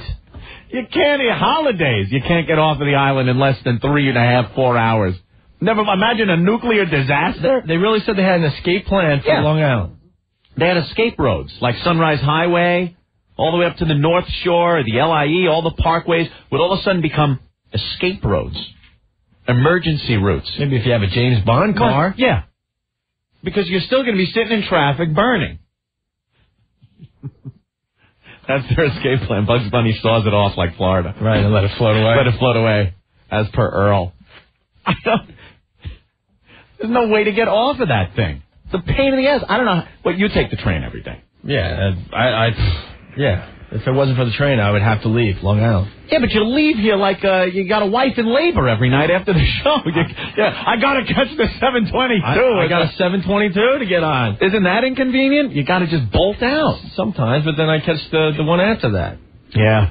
It's my excuse to get away from y'all. I like having the vehicle, but I just couldn't take driving out to Long Island. No, see, the vehicle, I tried the vehicle after you and I stopped commuting. Yeah. They have made it impossible. Yeah. I mean, people, I see them, they're just pulling the hair out of their head. I mean, there are nights when I'm hanging at Caroline's till 12, 1 o'clock at night, and then, now I got the car, because maybe it's a Saturday or something. Easy drive home. You would assume it would be a piece of cake to get home to the Huntington area. There is traffic no matter what time you leave Manhattan over that 59th Street Bridge or the tunnel. Yeah. And then they're building on the expressway there through Queens, so it's just a cluster F. It's amazing. You're like, never be done. Oh, it's 1:15 in the morning. There can't be any traffic. We'll be home in 35 minutes. Yeah. Wrong. Like, where are these people coming from? Where are all these people coming from? 212-757-1027. Bill, you're next on WNEW. Oh, hey, what's up, man? Hey, man. Hey, guys, not only do I have to suffer and sit there and eat with the Schlepp in-laws yesterday, it's going to take me 4 hours to get home from New Hyde Park to Massapequa. Here's what they should do. Here's the solution. All right. Have the driving test on holidays for these people. And for the older people, have it at night. So they can't see. I can't see. They're killing us. Make it harder. You make it so they have to do some kind of maneuver besides just drive around and park. One maneuver, one driving emergency type maneuver, at least 20% of all drivers fail. Right there. They couldn't do it. I agree. It thins it out. Take public transportation so you can pass. And I'm not partial either. Listen, my father's 80 years old, God bless him. He drives all over the place. But even he should have a road test again. All right. They should have to take another one at 65 years old. There you go. Thanks, Bill. Later, dude. I'll say it right now. Old people, off the goddamn road. Reg, what's going on? Hey, what's up, guys? Hey. Listen, I had one point, I got two. I just wanted to tell you to knock it off for complaining about the traffic while I'm sitting in it. You guys are my out. All right. Hey, I don't care. I was in it last night. You're supposed to be my out in this traffic. I'm not supposed to be thinking about this. You're right. Now you're upsetting me. And I got another solution with this traffic. Yeah. Okay? You do the registration for the cars. You do like 1 registration per house, 2 registrations per house. Because you got these spicks with 5,000 people living in the house. Everybody's got a car. And the same thing with the monkeys. Thank you, Rich. Thank you, sir. Thank you. What he's talking about. I heard the most offensive, racist joke yesterday at Easter dinner. Oh, no. At Easter dinner? Easter dinner. I was hanging out with Rick's family. Mm-hmm. The Puerto Ricans. What's Puerto Rican Easter like, Opie? It's good. Yeah? A lot of Puerto Rican type food. They serve the turkey on a hubcap? Because I was thinking maybe they would do that. No, the food was delish. Yeah? Delicious. Nice? Good? Yes. It was very good. But Rick's cousin, I don't even know if I can tell this on the air. It is brutal. Really bad? Comes from a Puerto Rican. Will that help? And what group does it attack? Dude, your cousin, I wanted to say his name on the air, told the most racist joke at Easter dinner last night. I guess I got to throw it out there. Throw it out there. As soon as he said it, I'm like, I'm using that on the radio. Who was it against? The blacks. Very, very popular race for jokes, of course. It's really, them and the Polish. It's really quick. What do you call? Oh, no. Waddle-doodle, think before you speak. Bone dry snarlings. I got one, too. What do you call? Waddle-doodle, slinging lead. Opie, you want to be my partner? I'm broadcasting on CB Band 19 in the Caribbean. Does it matter if I say it's really offensive and it's brutal? Okay. Use Martians. Hey, you want to tell Martian jokes today? Martian jokes. Martian jokes on the O&A show? Opie, start off with a Martian joke. A Martian joke. Sorry to offend the Martians. What do you call a Martian girl having an abortion? What would you call a Martian girl having an abortion? What? A crime stop. Because the Martians are criminals. I get it. Oh, God. Okay. I got you. It was a Martian joke. Sure. Mm-hmm. How do you babysit a Martian? How? You wet its lips and stick them to the wall. What? Hey, Ben's here. Hey, Ben. How you doing, man? What's up, Ben? See, you were to defend me with that whole Jesse thing earlier. People don't understand how annoying that kid. Did you hear that, Ben? Well, you want to know what happened? I was totally screwed, and then I got, thanks to some kind people that are fans of the show, I got out of being in a real bad trial. So I got into the big pool again. So I put on the Walkman, and first thing I hear is the whole thing with Jesse. So I called, and he answered like a little while ago to tell him I'm coming in. And I'm like, hey, douchebag. And he's like, who is this? I'm like, Jesse, you're a loser. I'm just like, I'm going to kick your ass. And I guess he thought it was Mark, and I wasn't even, impersonating Mark. Love the abuse on the retard. I saw him outside. See? Oh, God damn. See, because everyone started writing in, I'm a dick and stuff. But you guys got to understand, Jesse gets under my nerves and Ben's nerves especially. He's going to tell us what cool is all of a sudden. Holy ass. Wow. I don't know. The guy doesn't annoy me. I think it's kind of entertaining to hear about the hip scene going on. If you weren't staring at the computer screen for 2 straight hours, he would ignore you too. Annoy you too. You don't get your lunch, then you get pissed. I get pissed at anybody. How about that 45 minutes it takes to get your lunch from him? Oh, guys, I got the lunch. Eventually gets there. I'm kind of easy. That's the other day. Easy going. He started with Earl about Earl being late or something. I'm like, dude, who is the one that takes forever just to get a sandwich? He's like, oh, yeah, you're right. 30 minutes to get 3 coffees. Although he had a problem with Cowbell Bill. He had a problem with Cowbell Bill the other day. Remember Friday we were having the party over here Wild Bill Hillcock. And Jesse came in and he had the gel in his hair. So Bill said on the air, he goes, hey, what do you got there? Some dippity-doo in your hair? And we kind of like goofed with him and stuff. And then after the show, he went up to Cowbell Bill and said, hey, you don't know me that well. What? And walked away. Yeah, that's what Bill told me. So Bill's just like, hey, man, come on. Does he want to defend this? I don't know.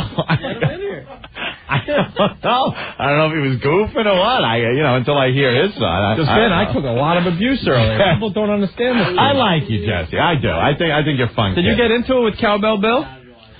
Wait, why? Oh, were you? Yeah, right. Because Bill came up to me and said, he goes, what's up with Jesse? I said, what happened? And he described that situation, said that you said, hey, you don't know me that well. And he was like, oh, was he pissed? I was being completely sarcastic. I thought he laughed when I said it, so I thought he got it. Oh, yeah? Maybe he was just laughing at you. Probably. I don't know.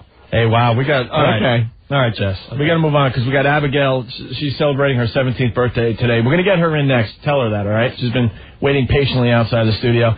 And Bella. Hi. Bella, we got to take a break, but we want to talk to you next, okay? Okay. Are you on a car phone? Yeah, I am. All right, hold on. We'll get your number. We'll call you back, or you could call us back, all right? Okay. And we're telling Martian jokes today, by the way. Don't hang up. We will bring you morphine. I have a lot of good Martian jokes. Bella, I think we could take care of you. You think so? Yes. Hold on. I need taken care of. All right, hold on. We'll get into it next, okay? Yes.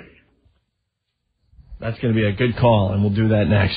Opie and Anthony.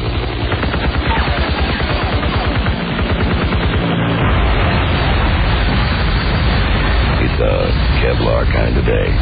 102.7 WNEW. Uncle John, real fast. We're in the middle of a commercial here. Okay, guys. Hey, how many Martians does it take to tar a roof? How many Martians does it take to tar a roof? I've never heard this Martian joke before. How many? How many, Uncle John? 2 if you slice them thin. Thank you, Uncle John. You're welcome. Bye. All right, bye. Goddamn Martians. Anthony, Planet Java. Hey, finally, iced coffee just got cool. It's Planet Java, the wildest thing to hit the streets in a long time. Planet Java, it ain't no social drink. It's iced coffee that lets you be yourself. We drink this stuff all the time. Matter of fact, I would love, I think it's a Javadelic. Yeah. Javadelic. I like the Javadelic. That would be a grown-up milkshake, Opie. The perfect low-fat mix of milk and coffee. Keep an eye out for the Planet Java sampling truck. They've hit the streets and are coming to an area near you with cool new flavors like Javadelic, Tremble, and Caramocha. Caramocha is a chocolate caramel in a coffee drink. Yeah, it's like a dessert. It's a morning drink and a great mixer, too. And Tremble. Need we say more about Tremble? You need a kick? How's 121 milligrams of caffeine? It's the highest caffeinated drink in the country. Tremble. Gives you a major boost. You're going to love it. Tremble does the trick deliciously. Be yourself with Planet Java iced coffee with an attitude, and available wherever Coca-Cola products are sold. If your retailer doesn't have Planet Java yet, say, hey, get some Planet Java. Iced coffee just got cool, and it's called Planet Java. This segment of Opie and Anthony is brought to you by Worldwide Monkey. 1-800-8585-101. Monkeygram. Send one to your secretary today for only $39.95. Call now. Dig the Chick. The Radio Chick. Weekdays 9 to noon. The Opie and Anthony Show. Who else gives you a bus filled with naked teens that you can see from the streets of Manhattan? What a day for new teens. Come on, you can't arrest the voyeur bus. Read it. 107 WNEW.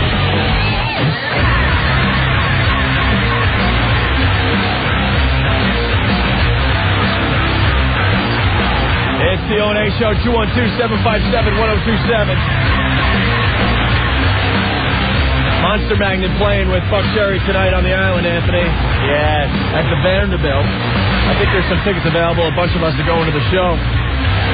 We We got Dave from Monster Magnet on the line right now, Anthony. Dave, what's going on? Yeah, what's up, fellas? What's happening? How are you, bro? I'm sitting in Long Island. Oh, yeah? Well, actually, I'm right across from the Vanderbilt right now. They put me in the fabulous Roadway Inn. You're at the Roadway? Yeah, I think I saw this in Goodfellas one time. I don't think I'm in a very good room. Oh, God, that sucks. No, it's okay. No, I like being close to the gig. You like the seedy hotels, right? Yeah, well, they got a lot more personality.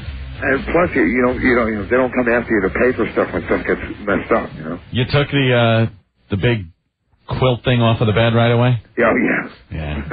I'm hip to that. Yeah, because they don't wash it. I'm hip to the fecal matter. You got to bring your own sheets to places like that. Because it's always the drunks that come in and will just start effing right on top of that big thing, and they don't wash it. You've never seen the housekeeping shit. It was the New York Times or something, and they took a sample of it, and it was curdling. Teeming. It's just like, forget it. Teeming with life. Oh.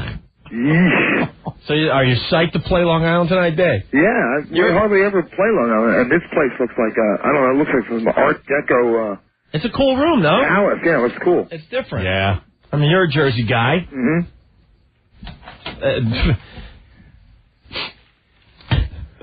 I was almost choking on myself. Sorry, Dave. They're writing us notes. I got to explain something to you. We have a girl outside the studio. Her name's Abigail. Yes. Maybe you can help us out with this. She just turned 17 today, and we're trying to figure out the legal age in New York State. Yeah. Oh. I think for sex it's 17, but to take pictures it's 18. I'm pretty sure that's right. I would imagine it would be 18, especially I would imagine that under the current leadership of New York City, I would imagine that you guys would be pushing it if you were taking pictures if she was 17. Yeah, I don't think we could take any pictures. We heard you can't take pictures until 18, but you can pretty much do whatever you want with a 17-year-old. Right. Really? That's what I Is that true? Well, that's why we're asking you. You're the rock star. Yeah. I think you've had some... Hey, man, I try to stay away from the rules as much as possible. I don't ask any questions. Well, what would you do? What would Dave do from Monster Magnet? Yeah, all right, you're done with the show, right? Yeah. You're at the Vanderbilt. Chick comes up. She says, I'm 17. She's hot. What do you do? And she has proof she's 17. Yeah, what do you do, man? Well, I mean, for a matter of course, for me, in the United States, it's too young. You know why? Because it's just too young in the States. In Europe, on the other hand, it's a completely different story. Yeah? Yeah, they're growing different over there. Really? Oh. You guys don't. I mean, it's like the 18th century over there. Oh, my God. There's a place called Estonia, and it's right near Finland. Uh-huh. And their whole trip there is to raise their kids, girls in particular, to marry, to go out there and start getting into it when they're 14. Nice. There's no sex age. So get into it when they're 14 and marry by the time they're 17 or 18, preferably to a man that's over 30. Come on. I am not kidding. This is totally sanctioned by the government, religion, and everything. In fact... And what is the reason for this? I think they want to boost the economy, and they want to get people to move there, and they want guys to... They want everyone to feel good. Right. It's a weird old Euro thing. They've been doing this for a long time. Over there, they don't ask questions like this. But I tell you, I've never seen anything like this in my life. So you hook up? It was insane. Well, it was so bad that I was with this girl that looked like she was 14. She was 17. And I was like, and she goes, it's absolutely okay, It's okay. Oh, did you do it? You're American. I didn't do it. Yeah, sure. That must have been after you quit the drugs. Well, what you look at it, there's some people that are made that are ready. Mm-hmm. And there are other people that aren't ready, no matter who says they're ready. This one wasn't ready. But I tell you what, there was like 1,000 others that weren't ready. And every band crew member I know that I've toured around with in the United States and the world, they're all moving there. Really? I know guys who just bought houses in Estonia. It's like incredible. It's like this exodus to this country.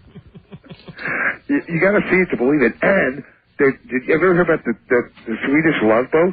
The Swedish Love Boat, no. Oh, the Swedish Love Boat. It goes from Helsinki, Finland, to Stockholm, Sweden. Oh.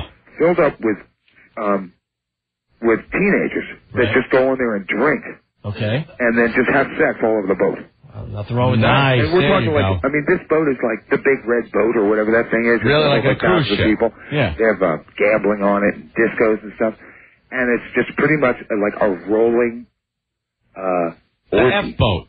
Yeah, it's like an orgy sex boat. It's like an orgy boat. Our 30-year-old guys allowed to go. Are you kidding? Those guys, they're like the prize. Yeah, right?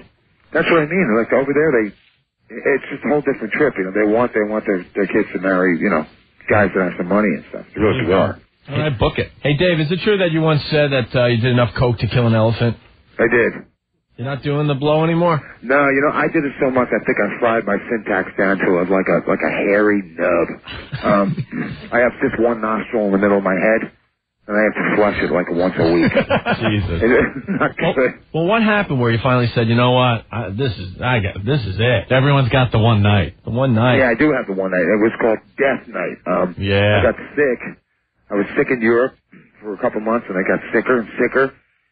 And one day in Canada, I woke up and I couldn't move. I was like, I don't think this is good. I need some coke to get my energy. Yeah, I was like, I don't think the coke is going to help me out of this one. And they sent me to a hospital, and the guys just totally freaked out. They said, there's not one vitamin left in your body.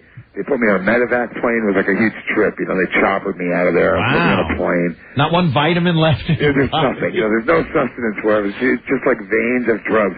And I came back to Jersey for a couple weeks, and I went to see a doctor, and he goes, you know something, kid? You got the body of a 69 Camaro. But if you feed a 69 Camaro urine every day for the rest of your life, it's going to break down. And I said, okay, I know what you're talking about. So that was it. I get the car analogy, Doc. Yeah. Yeah, I got the car analogy. And ever since then, you know, to tell you the truth, it's like I've done enough. I've done enough. Are you still drinking, though? No. So what do you do when you're on tour to pass the time in the... What do you think I do in the seedy hotel? What do you think I do? Well, you do a little of that effing. Watch TV and F. Yeah. And yell at Fred Durst. And yell at Fred. I don't even see that guy, but yeah, you know, yell at Fred Durst. You're really not into the rap rock, are you? Well, you know, it's not that I'm not into rap or not into rock. It's just like the rap rock. It gets pretty embarrassing after a while. I mean, you got to admit it. When it first hit, it was kind of cool, but now there's too much of it, right? Yeah. Well, when the Beastie Boys were doing it, it was classy, and that was a long time ago. Mm-hmm. And then basically, what happens is, I mean, to me, is that these guys are like boy band. You know, they're like the Backstreet Boys. I mean, you know, get over it, man. Look, they all look the same. They all sing the same song. It's corporate. They got stuff, you know, they got endorsements up the butt, like all over the place. It's pussy music. It's like, these guys think they're being all like revolutionary and hard and stuff. Believe me, man, they look like the Monkees. You know, hey, look, man, I got a tattoo and a lip piercing. Give me a break. And plus, does anyone realize that this is music made by men for men? I mean, how screwed up is that? No, you need the chicks at your shows. Yeah, right? you need chicks and you got to sing to women too. I mean, what is this crap? Believe me, man. In this day and age, it's the year 2001. The economy's good. If you're a white kid in America, it ain't that tough. You know what I mean? What are they complaining about? So where do you think the music's headed? Pardon? Where do you think music is heading? Are we going to get rid of it? It's going to be all this. I mean, the guys that do it good are going to keep on doing it good, like the Deftones and Korn. Those guys do it, you know, they do it well. You're right. All this, like, Monkees crap and bubblegum rap, rock and angst rock and stuff, that'll go away. And personally, you know, put a serious note on this thing, ladies and gentlemen, I think there's going to be not a return of anything. I think it's going to be a hybrid of music that actually speaks to people. People are going to care about melody more. People are going to care about words, and they're not going to care as much as being punched in the face, because that's what these bands are about, punching in the face, which is cool. I mean, I can appreciate the testosterone. We're going to get back to good songs again. Good songwriting. Yeah, it's going to be more songs and stuff, and basically you're going to have to start. You know, these guys are going to have to start singing. They're going to have to get out. Uh-huh. Yeah. You can't just holler. I mean, rap is one thing, man. When rap came out, rap was from the inner city. It was made by people who didn't have the money to actually buy instruments. And they created this thing that was like very organic. It was made from reality. So what we get now is kind of like a half-assed copy of the whole thing. And it's like kids copying somebody else's culture. but not anything new to it, you know? Well, that's something that's been happening for quite a while. So there's no suburban culture anymore. And like when I was a kid, there was a lot of suburban culture. There was punk rock, there was rock, it was, and even all the black guys I went to school with, they were always like, what are you doing with the rock? They loved hard rock. You know, they loved it because they thought it was something different from what they did. So does our own black girl. That's right. You know, Around here. so now I talk to rap guys and they're like, and I go, what do you think about this? What do you think about that? And they go, man, I don't know what these guys are doing, but they're just throwing their whole identity away. They be clowning. It's stupid. They be clowning. They be clowning. If I may use the lingo. Hey, what do you think's going to happen to Britney Spears eventually? Oh, she'll get married, you know. She'll get married to a big star. I mean, she's like Pepsi-Cola, you know, Coca-Cola kind of thing. She's beyond. You know what, though? I hate to admit it, Dave. She could sing whatever she wants. Oh, she's awesome. Oh, yeah. You got to get her in one of your videos. You always have the hot chicks in your videos. Oh, my God. She's soft, though. Her stomach. She's really hot, but I think Christina Aguilera sings better. Mm-hmm. And I'd take her for a spin before Britney Spears. Thank you. Think so? Yeah. Yeah. I kind of like the Britney thing because it's so Euro. Like, the guys that make those records are like Swedish guys and stuff, and you can tell it sounds like that Euro disco thing, you know? Oompa, oompa, oompa. I don't think I've ever heard either one of them sing, Anthony. Oh, really? I just stare and go. Watch with the sound off. Hey, Dave, where do you get the hot girls for your videos? Anywhere I can, man. Like, one time I remember just driving up and down to, L.A., to all the strip clubs, with like $6,000 in my pocket going, you want to be in a video? It was great. And your style is being copied by all the black artists I've noticed over the years. I just copied, I copied from, or did you copy from them? Yeah, I copied from them. Either way, you're getting the hot chicks in the videos again. Yeah, I just thought it was... some of those grunge videos were cool to a point, but it's like, all right, let's get back to checking out some girls and their bodies. Yeah, I mean, you got to get down to the original reason people get in a rock and roll band in the first place. You know, it's not to discover a cure for cancer. Right. Sex, drugs, and rock and roll. Yeah, I mean, pretty much that's the way it starts, and that's the way it ever is. And if anybody tells you any different, they're lying to you. Yeah. Any thoughts on Joey Ramone passing? Big time. Joey Ramone was an American original, man. There's nobody like him before, and there'll be nobody like him later. The whole Ramones thing is just such a trip. Really, really American, and particularly New York. You know, I mean, that couldn't happen anywhere else but New York. The Ramones couldn't happen anywhere else but New York. Yeah, it's a big deal. Joey Ramone dying is a big deal, because the Ramones proved that even if you didn't have a lot of musical talent, you could get by your wits. Right. You can use your imagination to be in a rock and roll band, which a lot of people didn't realize till those guys showed up. All right, there you have it. Well, we're going to see you a little later. Right on. It's Monster Magnet. Dave from Monster Magnet playing with Buckcherry tonight at the Vanderbilt on Long Island. Dave hanging out in the Seedy Hotel across the street. Hey, we're going to play one from God Says No, all right? Right on, man. Thank you, Dave. Come back and see us, all right? We will. Right on. All right, there he goes, Dave, lead singer of Monster Magnet. We could jam a tune today, can't we? Yeah. Sure. Why don't we play Heads Explode? All right. Play that as I look at topless pictures of Anna Kournikova. And we'll tell you how you can find them next. Opie, Anthony, 102.7 Anthony! Hey. We all know about Pinnacle Horny Goat Weed. Of course we do. Pinnacle has come up with something for the ladies. It's called Pinnacle Monkeying Around. Pinnacle Monkeying Around. Yeah, the folks at Pinnacle, makers of Horny Goat Weed, have something new for women. Pinnacle Monkeying Around.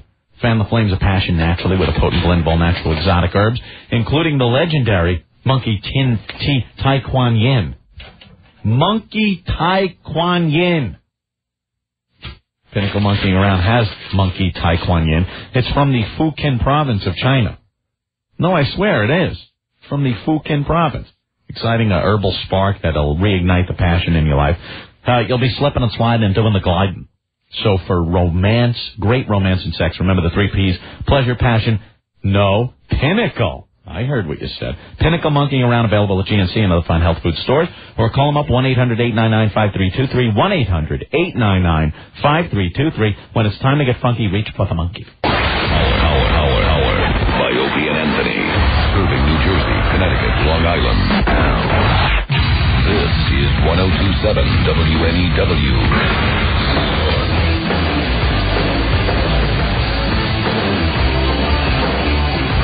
Yeah, it's the O&A show. Lots going on today, Ed.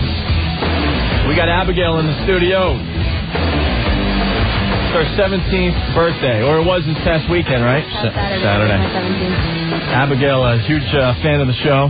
Happy birthday. And all the fans of Abigail, matter of fact. Yes. Your pictures made the rounds a while back. Yeah, I heard outside. We kind of had to get rid of those pictures for some odd They had to reason. disappear. And they Well, it wasn't like you were naked. No. You weren't naked in any of these Not pictures. naked, fully legal. And you were 16 at the time of those pictures. Mm-hmm. Yeah, Abigail's the girl that's on FoundryMusic.com. Well, the Abigail countdown clock is on FoundryMusic.com. Yes. Counting down the days until she's 18. And then we're bringing in the lesbian couch, right? Uh-huh. Only another year away. Yeah. Not even, Anthony. Her birthday was Saturday. Right, so it's under a year. 363 days to go. We should check with Steve to make sure the countdown clock is accurate. Yeah, make sure there's nothing like a leap year that might F it up or screw it up by a we day. just had one of those leap years? Yeah. Oh, that sucks. Oh, well. That would help the situation, right? No, we made it longer. Leap year? Made it a day longer. Oh, yeah. Whatever. Whatever. And she's a junior in high school? I'm a junior. Yes, you're a junior in high school. Jesus Christ. I just did some quick math in my head. It's pathetic. Yeah. You weren't even born when I started radio. 84, I was born in 84. You'll be taking your SATs next year. Well, good luck to you. Good luck with the SATs. Thank you so much. Holy S. Steve, grab a mic. Steve from FoundryMusic.com. Yeah. We Sorry, got feverishly. we got a link to pass on to everyone today. Yes, you can find it on Foundry. As a matter of fact, within the next couple minutes, it will pop up on the homepage, the link directly to the site where you could see some lovely shots of Miss Anna Kournikova, non-doctored shots, I might add. Yeah, there's been a lot of pictures of Anna Kournikova circulating where they say Anna topless. And you're like, no, you could tell it's the fake Photoshop kind of head melt thing. Yeah, there's poor edits that are just circulating and have been for years. And there have been some good-looking ones where it's like, oh, look, she's wearing this real sheer shirt for no apparent reason, and it's wet, and you can see her boob. Those are all fake. This seems to have been taken during a vacation. And there are some pictures of her reclining on a little chaise lounge, getting some sun, and she's got her top off, and she's wearing a thong. And she's very tan all over. And they are authentic pictures of Anna Kournikova. Yeah. Real classy with tabloid kind of shots. Yeah. Yeah, they're great pics. They'll be in a tabloid. Probably one of those in London tabloids. Mm-hmm. Where they get away with more, it seems. Yeah. Dare to dream. Wow, your website's getting pounded already. Come on. And then, look, there's one of her on all fours, kind of getting into position to lay on her belly. Here's one of her taking her top off, and she's turning over in this one. Look at this. Wow. How about that? Steve's got it up. It's up. Yes, Look at this. It's there. Look at that, oh. There you go. FoundryMusic.com. You can see Anna Kournikova, real pictures of her topless. Look at this, oh. Oh, look at that. Yeah. Looks like she's turning over. Her back got too much sun. He certainly did. Look at the ass muscles on this chick. Jesus. They push you right out. Best legs in the business right there. Nice. The nicest legs ever. Ever. I'm not going to ask Abigail when was the last time she had detention, Rick. When was the last time you had detention? Any detention? Not since sophomore year. You were bad then? What did you do? I think I cut a class. I think that was the worst thing I've done. It was sex in the closet, wasn't it? In the broom closet there at the school. She went to a strip club for her 17th birthday. You did you? Oh, thank you for telling my father. Sorry, Dad. Don't listen, Dad. We went to Delilah's Den for my birthday with my sister and a bunch of my friends. Did you get a lap dance? 2. 2? 2. Girl named Alexa. She's beautiful. She's very, very nice. Did you get stripper smell on you? No. Stripper sweat and perfume and body glitter? No. No? No. She smelled really good. She was real soft. She was real nice. Oh, yeah? Yeah. You liking the girls better than the guys? Apples and oranges. It's 2 totally different things. But she likes them both. Too early to tell, I think. Yeah. Let me go to Stockbroker Dave. Dave! Hey, boys! What's going on, buddy? How's everything? Does Abigail want to play Win Stockbroker Dave's money? Dave, you save that for bail. if we're going to be playing that game.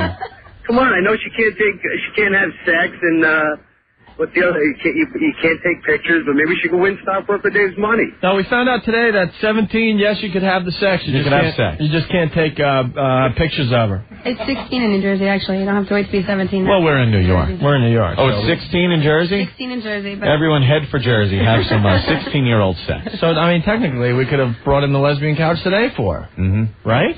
Why the hell are we waiting till 18? We just can't take pictures. Oh, that's the reason. Yeah. How old do you have to be to be with a wiffle ball bat? Would you... Dave. The wiffle ball bat isn't to be brought up here. I have a feeling Stockbroker Dave did well today on the floor. That's for our sleazier hose bags. Very slow, Hope. It was very slow today on Wall Street. Yeah. All right. Very quiet. Well, we got to play another round of Win Stockbroker Dave's money.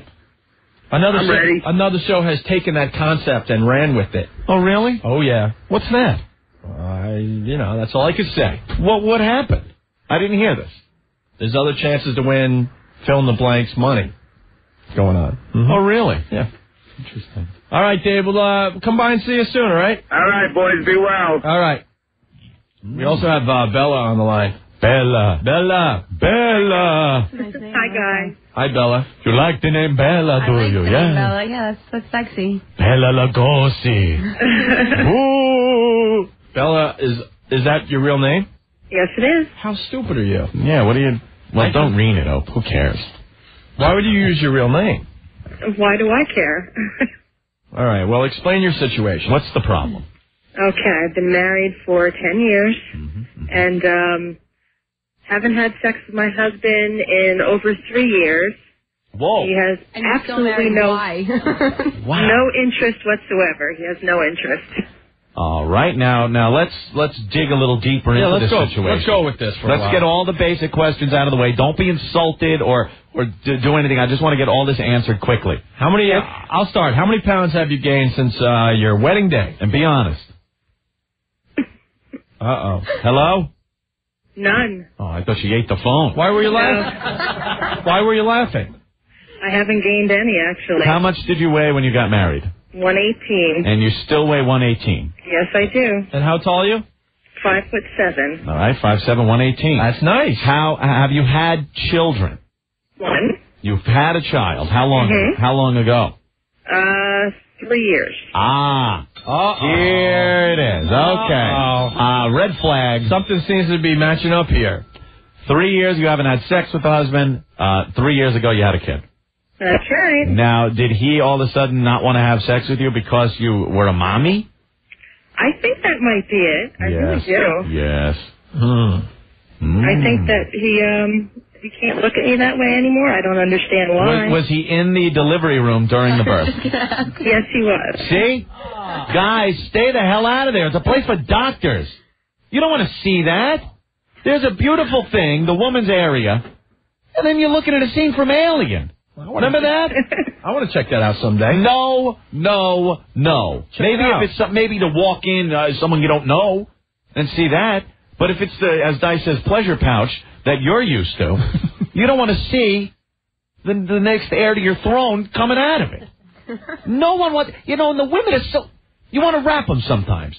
You got to be in there. You got to be in there for the birthing. You don't understand what this is going to do to me. But, Anthony, a lot of people are taping that these days. Tape? Oh, that's another one. Who the hell are you going to show? And most people don't find it offensive or disturbing. Now on DVD from Time Warner. Who are you showing that to? And why are you watching it again? You know our buddy Brother Weiss? Yes. Who does that show on Saturday nights? Uh-huh. He taped it with all the kids in the room, and they watch it from time to time. Why the hell would you pop that in the VCR? Check it out. Why would you bring a camera in? Why would you watch it? I'm for the old school Ricky Ricardo and Lucy. You stand out in the waiting room, pacing back and forth with Fred, and then when you hear it's a birth, you get the cigar, and everything's fine. I don't want any part of inside that goddamn room. It's the women that came up with that, and the pussy whip guy decides he's now going to join his women in there. You can't go in, guys. You cannot go in there and see that, because look, it turned Bella's husband off to her area. That's exactly what happened, Bella. Bella, did you talk to him about this? Oh, yeah. And what has he said? Get out of the way. I'm watching golf. Well, it's golf. But is it Tiger in the Masters? Of course. Yes, actually, yeah. Well, I mean, Tiger is Tiger, you know? Once Tiger puts something in a hole. Jesus. Come on. Somebody better soon. Oh, but... Ladies, don't ask you guys to do this. So, have you seen someone? Do you guys... I'm thinking about it. Ah, so now you're thinking of cheating. I think we were supposed to have you on about a week ago. You even said that you walk around the house nude in front of him. Yeah. You're doing everything to try to get his attention, and nothing is happening. And right? he just watches TV or says, get away from me, or what? Yeah, pretty much, yeah. Pretty much just sits there and shoos me away. Even when you're naked? Yes.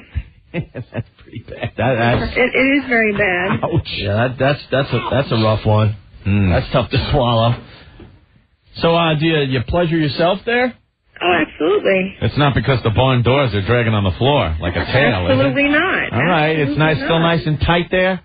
Well, Still it's been 3 years. high. I would assume it is very. Opie, it's got to look like a little cherry stone clam. Yeah, you don't have the cowboy doors, do you? Right. No. You don't want it looking like an old Long Island mussel. No. You know? It's got to look like a nice cherry stone clam that you look at when you pick it up and go, this is going to be a hard one to shuck. I'm going to have a hard time shucking the hell out of this one because it's tight. And shuck and shuck. I'm going to shuck and shuck until this is open. But because you don't want one that looks like it's been out in the sun too long, like a big Long Island mussel that's kind of open and some of the meat is hanging out of it. I'm talking about Long Island mussels. We've all seen them. But you know the tight cherry clams, Anthony? I find if you want to shuck those type of clams, you shuck it from behind. Yeah. A lot of times you try to go in from the front first. Mm-hmm. It's hard. So you got to turn that cherry stone around and shuck it from behind. Right at the back first. And that loosens up the whole thing. Oh, yeah. It open. That baby will open right up. And it's so sweet. Yes. A little cocktail sauce in there. And it's perfect. Right down. Okay. So, well, I feel bad for whoever I get my hands on. Why, you're just going to ravage the guy? Absolutely.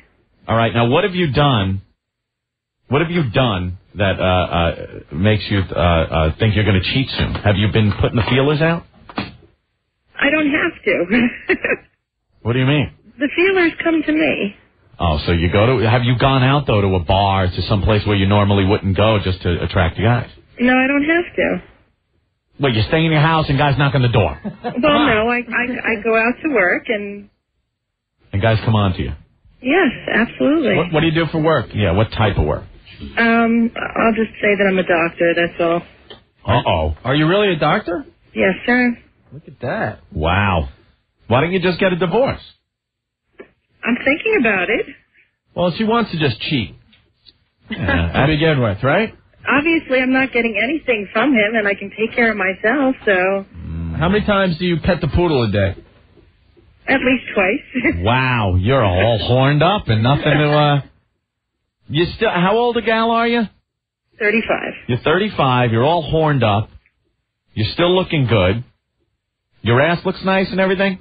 Yes, it does. Hasn't, it's not dropped or nothing? You want to... No. You want to come in? I work out. You want to come in? Out every day. You want to come in so we can take a look at you? Sure, I'll Make come sure in and nothing's visit. sagging? Yeah, you just come in, and we'll scope it out a little bit, and then maybe we'll find you some, I don't know, someone to cheat with. so we could be mentioned in the trial. You know what? We could set up a cheating for you. That's easy. Can you? Yeah, we tried to do this one other time, and the person backed out. We're willing. This is what we're willing to do, Anthony. Yeah. We're willing to bring Bella down. But you have to cheat that day, okay? Oh, absolutely. She's ready to cheat on the phone. You come down. the phone.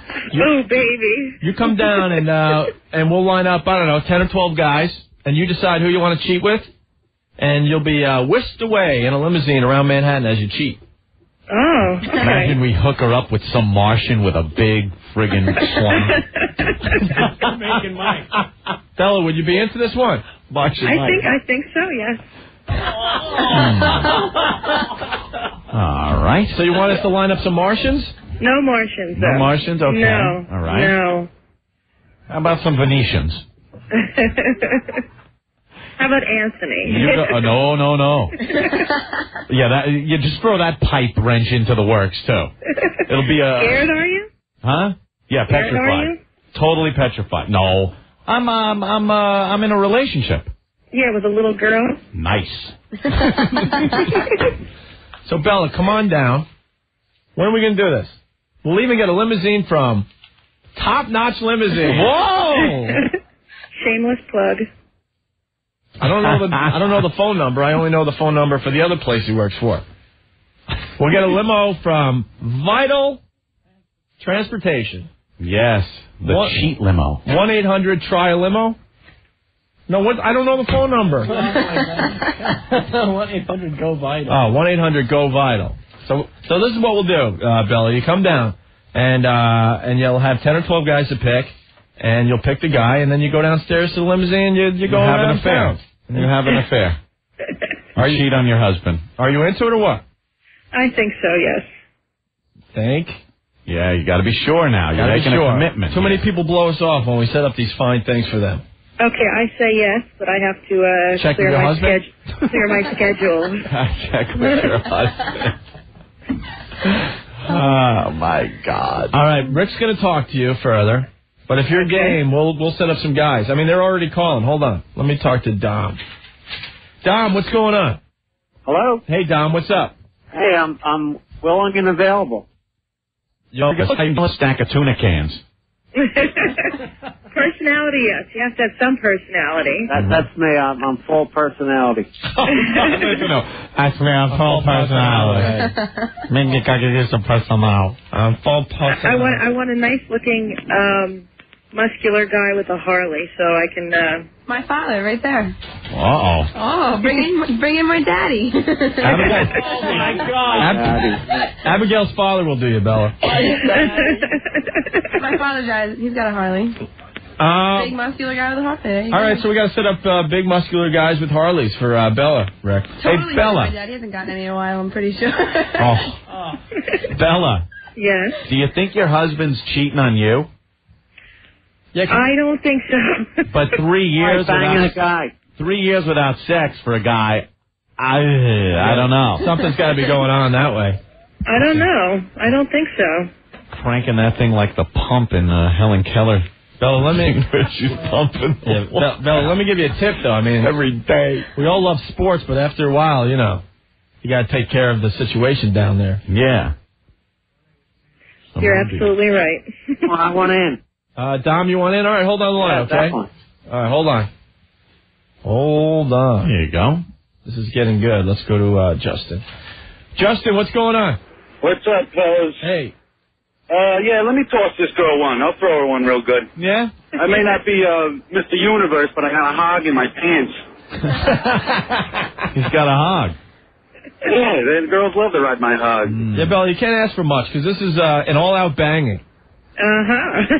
Yeah, you will. You know something? You got to commit. If you're going to go out on this date and you're going to be in the limo. Right. That's stupid gay radio. Right. We do bangings. If you're going to do this and get in the limo with a guy, there's going to be banging going on. Right. I think I'm a sure thing, guys. Wow. You're a sure thing for a banging. We call it a banging. Does she mind me using... Hold on. You can't put it in those terms.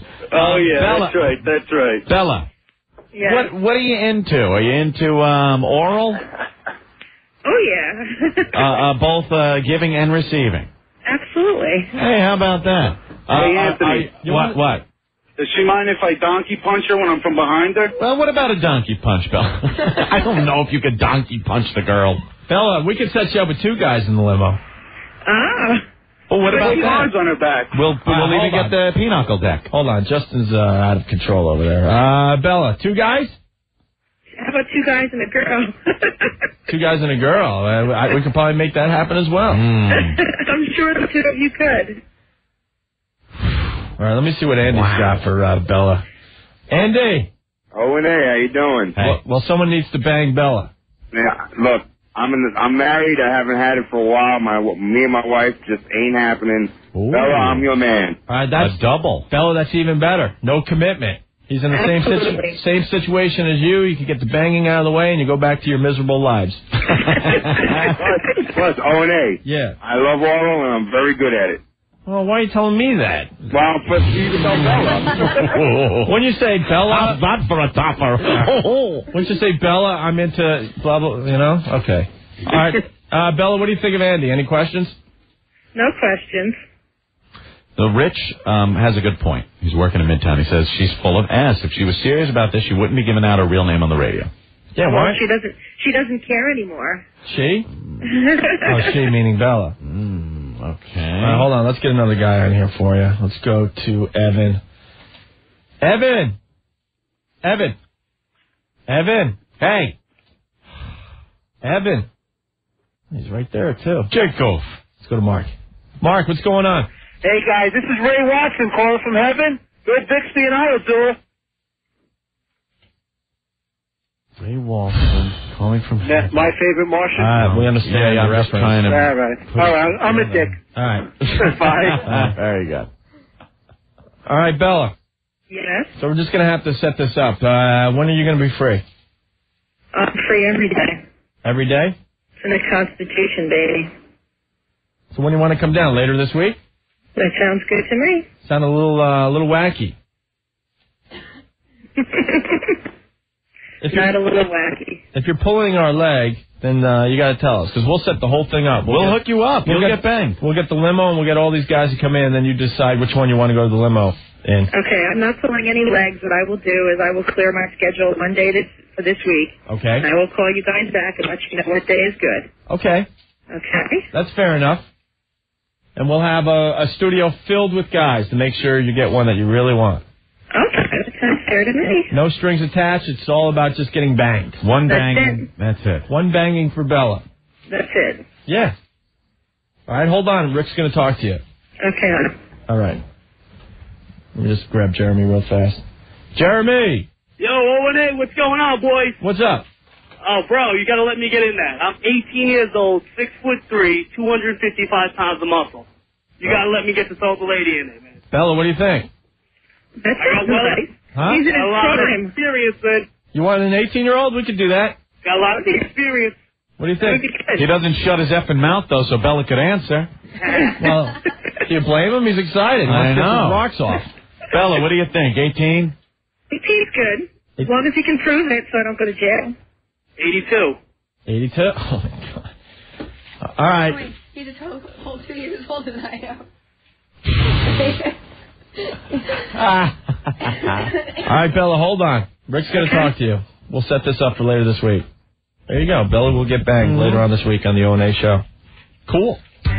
Hey, this is Tracy Elizabeth Ward, and you're listening to Opie and Anthony on 102.7 WNEW. Oh, yeah. Anthony, we're doing a live read for something, but I don't know. I don't either. Oh, here we go. Any, Rockaway betting, 1-800-TRY-A-BED. When you're thinking of cheating on your husband, you're going to need a good bed, right? Or a new bed. When you're done, maybe even. Oh, my God. Imagine she cheats on her own bed and you got to sleep in another guy's sap. All right, hold on. This guy's really pissed off. Bitter. What's the matter? Yes. Oh, it's a girl. Bitter. What's up?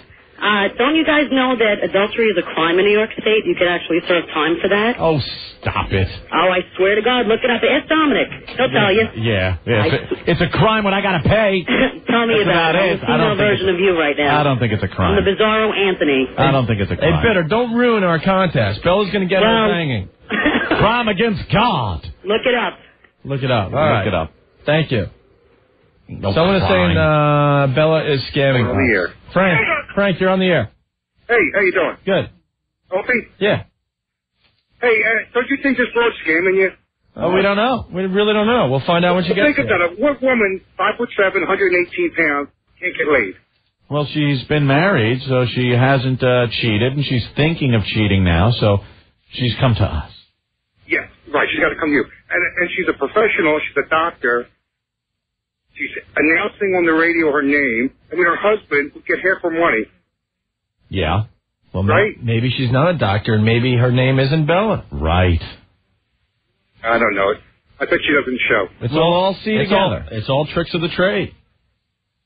Maybe she knows exactly what she's doing. I doubt it. What are we supposed to do? Just tell her don't show up because you might be scamming us? No, if we get scammed, we get scammed, but you got to play it out. Either way, she's getting banged in a limo sometime this week. No doubt. By an 18 or 19-year-old guy. She's 35. Might as well take care of the ladies for once on our show. All right, well, I'll be happy to see her come in. I know she's lying about something. She's got to be. Well, we'll find out when she gets here. We have we have ways of making them talk and slipping up. Yes. Yes, you do. All right, Frank. Have a good one. Thanks. Rockaway Bedding, 1-800-TRY-A-BED, the easiest way to get a brand new bed in the tri-state area. Yeah, they got over 150 stores all over New York, New Jersey, and Connecticut. Rockaway Bedding, all the major brand name mattresses. They got Sealy Posturepedic, Serta Perfect Sleeper, and Simmons Beauty Rest at prices up to 65% below department store prices. Come see all the new mattresses at that's my mic spins away. At Rockaway Bedding, Sealy Posturepedic, blah, blah, blah. I said that. 101, what am I saying? Simmons Beauty Rest 2001. I had a curse. Thank you. Oh, the new Simmons 2001. One-sided mattress. You don't need to flip. Plus, Rockaway Bedding has all the latest in luxury bedding from Stearns & Foster at the lowest possible prices. Rockaway Bedding, the only major area mattress store that gives you this free steel bed frame, free delivery, and free complete removal of that disgusting old bed. When you go to Rockaway Bedding, you sleep better, you save money. You can go to a Rockaway Bedding store near you or call them up, 1-800-TRY-A-BED. 1-800-TRY-A-BED for Rockaway Bedding. Get your balls out, clap your ass up, get your feet in. It's the day. That could be the gayest thing I've ever heard. The Opie and Anthony Show. We're not homosexual, but we are willing to learn. 102.7 WNEW. A bunch of people have problems with our new contest, Anthony. The contest, Get Bella a Banging. She's been married for 10 years. Her husband hasn't touched her in over 3. 3 years, right when she had that kid.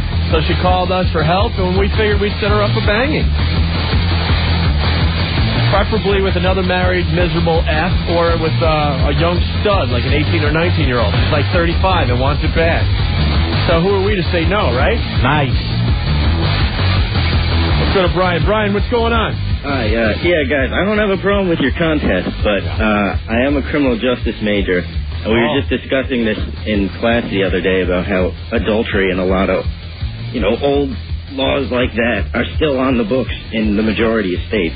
Oh, yeah? Including New York. I think we could get away with this one. No, wouldn't the mayor be in jail? Yeah, look, the mayor of New York. You actually want to know something really funny. About 2.5 months ago, guess what finally was considered legal in New York State and the majority of other states? Oral sex? Yeah, oral sex and anal sex. And the anal? They finally got rid of the sodomy laws. And it's amazing, when they put it into work to get rid of the sodomy laws, it was right after the Clinton debacle. So now the sodomy's legal, huh? Mm-hmm. Nice. So, good stuff. DJs for all. What about the sex with animal thing? Animals thing. Yeah, I'm not sure about that. I'll have to check my penal law. All right. Thank you, Brian. All right. I got to go listen to myself. Bye. VJ has a problem with our contest, too. VJ. Oh, and hey, why don't she have something to share? Like some HIV or something? Well, that's what makes it fun. Right. You never know. You never know. Crapshoot. Matter of fact, it's the chance she's going to have to take. I think it's our duty to get one guy in the studio that has the HIV. What if she has it? And we don't tell her. One of the guys has the HIV. And she's got to pick from the pool of guys that want to bang her, and She might decide to use a condom. The guy might decide to use a condom. But what guy decides to use a condom? What's that? What guy decides to use a condom? Yeah, the guy decides, I better use a condom. Yeah, right. Hello, wake up, dreamy land. Well, we'll make sure they practice the safe sex when they're banging. That'll be up to them. It's two adults. Yeah, exactly. It's their decision. Craig, what's going on? What's up? I'm 21 years old. I'm 6'10", 280, and I work on elevators. I'm down. You're down? I get it. You ready? Yeah, I'm down. You want in? You want to bang Bella? Hell yeah. All right. 35 years old, 5'8", 5'7", 115, she said? 118, something like that. 118? Who cares? Well, the phones have exploded. I think we'll just invite everyone down and give her enough guys to choose from, right? Yeah. We'll have them lined up all the way down the hall. I'll take straight over all of them. She can just pick who she wants. I'll see straight over all them guys. All right, Craig, hold on the line. Did anyone get your info? No, I'm not sure. You're not sure. Someone would have said, hey, what's your name and your phone number, no? No, he didn't ask my phone number. All right, hold on, okay? All right. Rick, are we writing down everyone's name and number? Yes, we are. I think that for this contest, we got to get as many guys as possible. I don't care if 100 guys show up, but we have to line them all the way down to Ken Stevens' office. Mm-hmm. And Ken Stevens could be at the end of the line. He may get picked. Never know. Here he wants in on the contest. Why not, right? Pete. Yeah. What's up, bud? You guys think... That's getting old. That old gag. No, see, it's a lot different. We do bangings on this show. Right. Ass munch. Swear to God, we have to leave this place because I need to talk. Mm-hmm. It's not us preventing us from talking. Right. I'm willing to fight. We need to be unleashed and unmuzzled. Your hero's not willing to fight, douchebag. Mm-hmm. Don't get me started. Oh, could you imagine? We're not the cowards. You remember that. You remember that. We are not the cowards. Opie, you're hot when you're pissed. Thank you. They're dumping out of this, though, so no one heard what I'm sure they are. They don't. I'll just keep saying until they play Van Halen. We're willing to fight. We're not the pussies. We're not the cowards. Mm-hmm. Douchebag.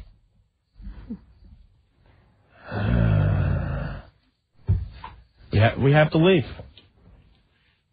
We have to leave. Can't even hand out WOW stickers anyway.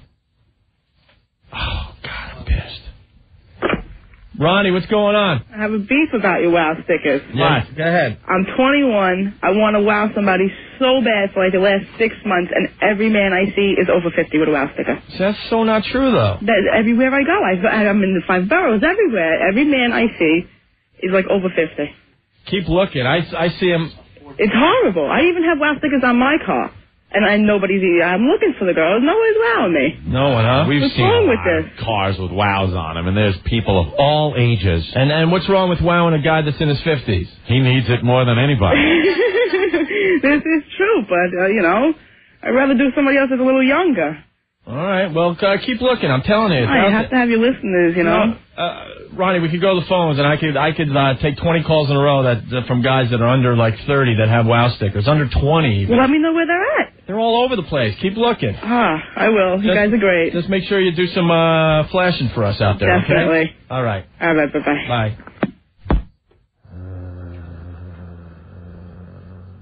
Our day will come. That's for sure. When the muzzle's off. Oh, my God. Oh, my God. You want to see ugly? You want to hear things that anybody that's familiar with this program will listen and go, oh, my God, this is all the stuff I was wondering why they weren't saying. No, it'll come out. Yeah. I don't give a crap if it takes 20 years. It'll come out. Come out in a fine little book. The ideas that we'll give out for free. I don't even need to make money, but someday the stories will be out there. It could be on the airwaves, Opie. That's what I'm saying. You never know. The stories. I've just flat out had it. I have hysterical bit ideas I would love to do. I want to thank Monster Magnet for having the balls to call into our show today, by the way. Yeah. Because we were also supposed to talk to Buckcherry, both bands playing the Vanderbilt on Long Island tonight. What happened there, Opie? Well, there's some politics going on. All of a sudden, Buckcherry cannot be found, and, people are running around nervous because they don't want to piss off other people in this town. Mm-hmm. Mm-hmm. The Abercrombie and Fitch Midget get involved once again.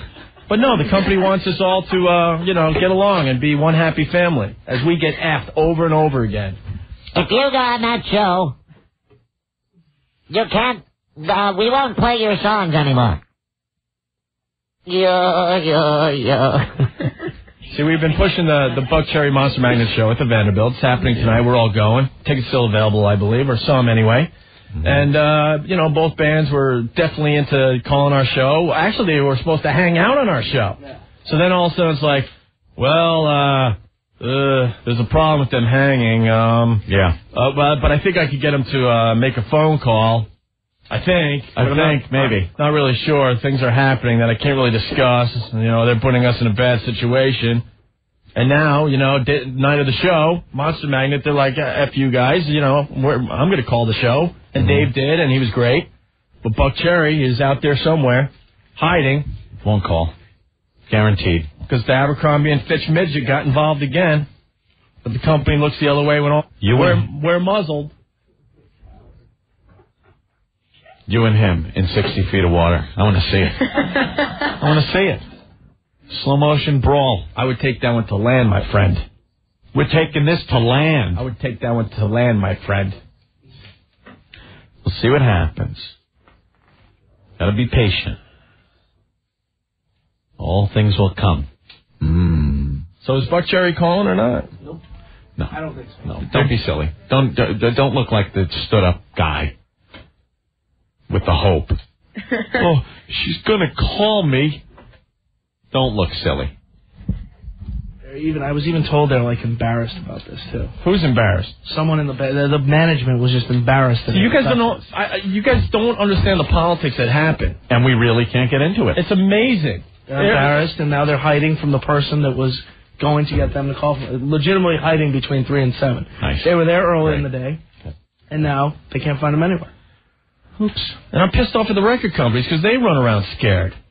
They're like, guys, I know you guys are big fans of Green Day and stuff, but if we put them on your show, then blah, blah won't be playing their records. And they also threaten that not only will they not play their records, they'll tell all the other program directors they know across America that not to play the record. Is any band or management buying that load of crap? They'll play the songs. They will play the band. There's no way they can't play them. This is the crap that goes on, though.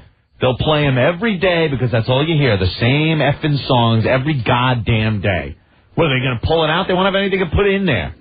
Bill, what's going on? Hey, I think the only thing worse than hearing you guys complain about the other stations is having them dump every 5 minutes out of it. Well, Bill, every time they dump, you can figure out exactly who we're talking about. I don't know, they're going crazy on the button these days, guys. Because it's been the same problem since we started here. Yes. I hear you. I'll be first in line to get the book. All right. We're in this bizarre situation here at WNEW. They don't want to help our careers, but they don't want us going anywhere else. They just want us to sit here and do the same thing over and over again. That's exactly what they want. We're a little... From the Opie and Anthony show. We're a little dangerous elsewhere.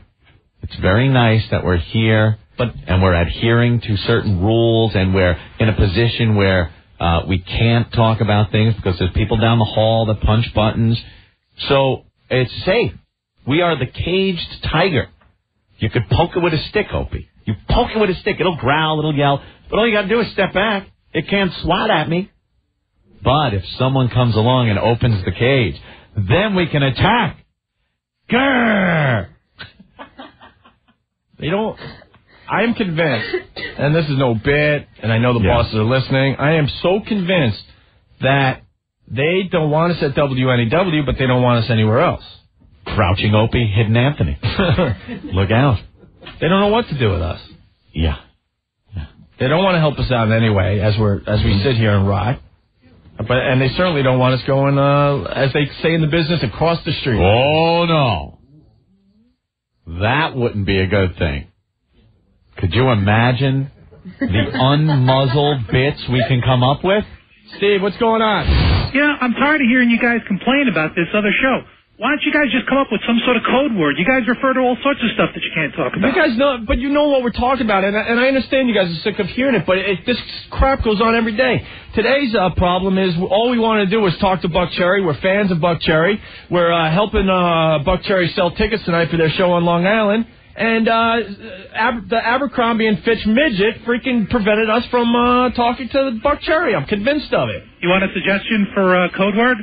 Oh, we have. They dump out of code words. They dump out of everything. We've had. I was going to say. Well, that'll be dumb. They dumped out of that, Steve. It's a good line, but they dumped out of it. All right. Thank you. Later, boys. Bye. And SNL is pretty funny these days. And you guys do a live read because I need to make a call. Dead serious. All right. Because I ain't waiting until I cool down. I'll be back. Give me a commercial. What are you, crazy? Piece of crap. Somebody stop it! Stop it!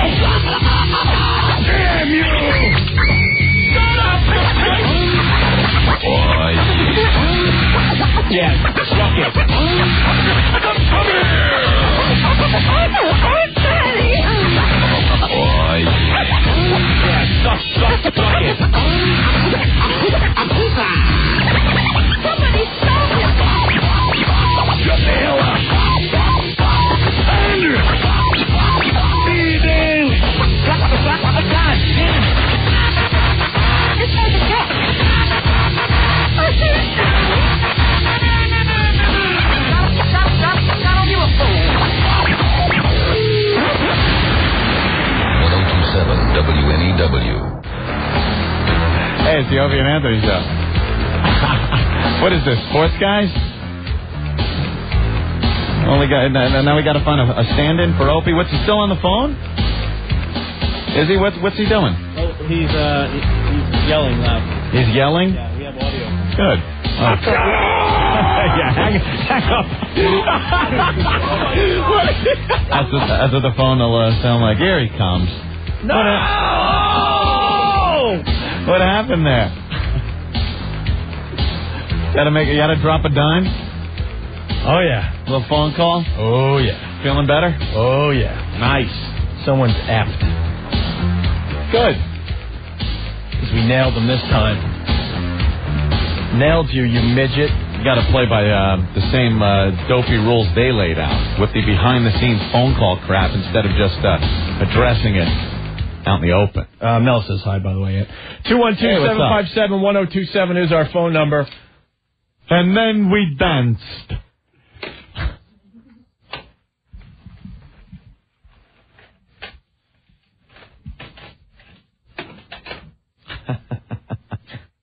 Dan from Hoboken.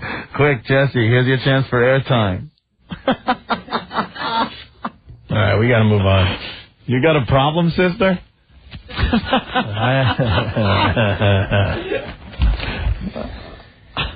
All right, where were we, Ant?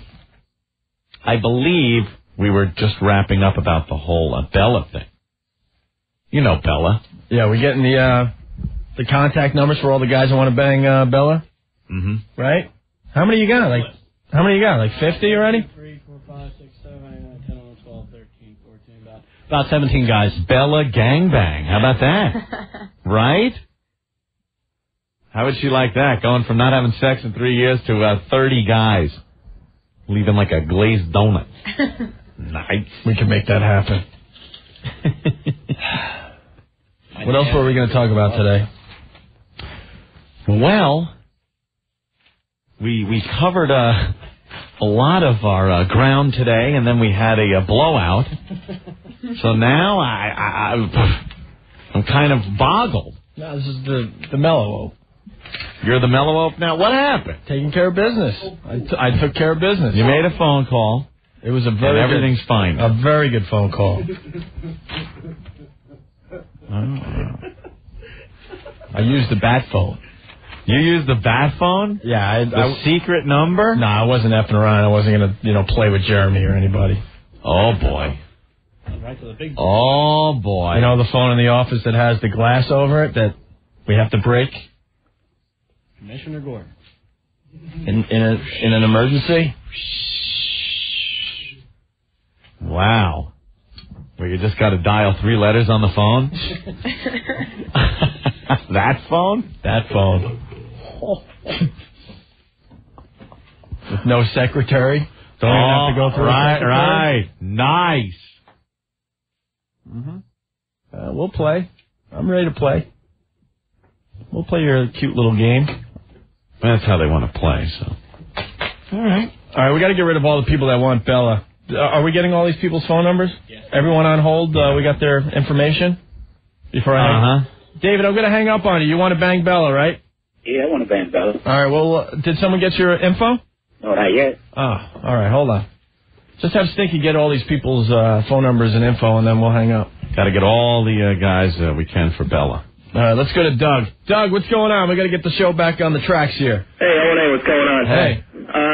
I know Abby. I went out with Abby like 2 weeks ago. And it was like the first night she went out with my friend Pete. And she like banged her. Banged him, I should say. Remember me, Abby? Who is this? This is Doug. Doug. I don't know, Doug. You were up in my room. I was playing Stephen Lynch songs on the guitar. Oh, my God. Oh, yeah? Wait, you're playing Stephen Lynch songs on your guitar to get some poo-ha. Nice. No, I need no poo-ha from her. Why not? That's because I got my own poo-ha. She was hitting on me the whole night in front of my girlfriend, too. That was nice. Oh, yeah. I was hitting on you all night when I was there with Pete. And just, I haven't had sex in quite a while. And Pete was not the lucky one who got a hold of me, so... Oh. Wait a minute. You didn't have sex with Pete? No, I did not have sex with Pete. Really? Pete says different, right? I bet, yeah, he sure does. You know, because guys will do that. Guys say it all the time. Sucks for the girls, but guys will do that. You didn't have sex with Pete? No, I did not have sex with him. You're not just saying this because your father's listening? I'm not, if I had sex with somebody, I'd say it, but I did not. I did when not was the last time you had sex? Oh, Pete's quite a bit older than that. How old? 21. Nice. So what was the last time? About when? Probably January. January? Mm. What are you waiting for? I mean, what? No, right guy you're kind of looking for? You're just meeting up with a bunch of a-holes? I mean, what's the... I don't know, just...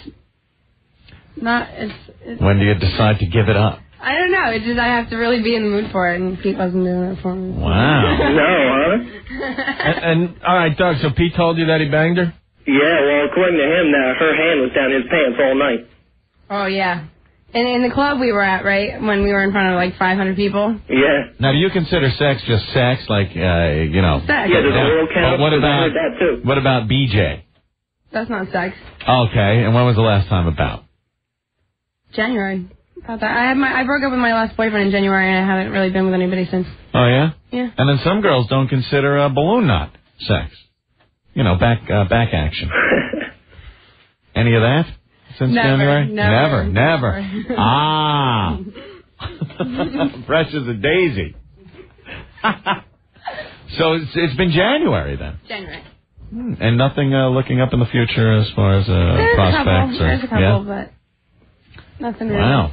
Gotta take that Ferrari out of the garage. What does she do? Yo, guys, my other friend was in the car and said that she asked Pete to go get some condoms, so I don't know why she would want to be doing that if she didn't want to have any sex. Is that true? Is it true that I asked him to go get condoms? Yeah. It's more true that I was trying to get rid of his friend. Oh. Wow, what a way to do that. Not because I didn't like him, just because Pete and I were supposed to go out, and we ended up going to a bar, which was fine. We went to go see a band play, and then when we go home, it's like I don't really want somebody sitting in the backseat of the car when he's dropping me off, you know, waiting for him to get a ride home. So just trying to get rid of the friend. All right, there you have it. So he's there with his friend? Yeah. What's that all about? Trying to get action. With his friend in the car? Yep. You drop your friend off, or at least your friend is supposed to go, hey, I see you got something going here, you know. Yeah, you find a 7-Eleven and kick his door, kick him out. That's no friend. That's an ass. It was always the way. You know, I'm starting to get flashbacks of remembering this with the friend that wouldn't leave the goddamn car. Joe Curry.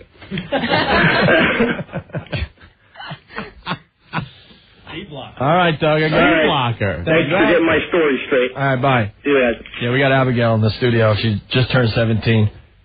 When she turns 18, she wants to be on the lesbian couch. Yeah. But you're out drinking in bars and everything? No, I wasn't drinking. It's No? 18 and over. But you don't drink?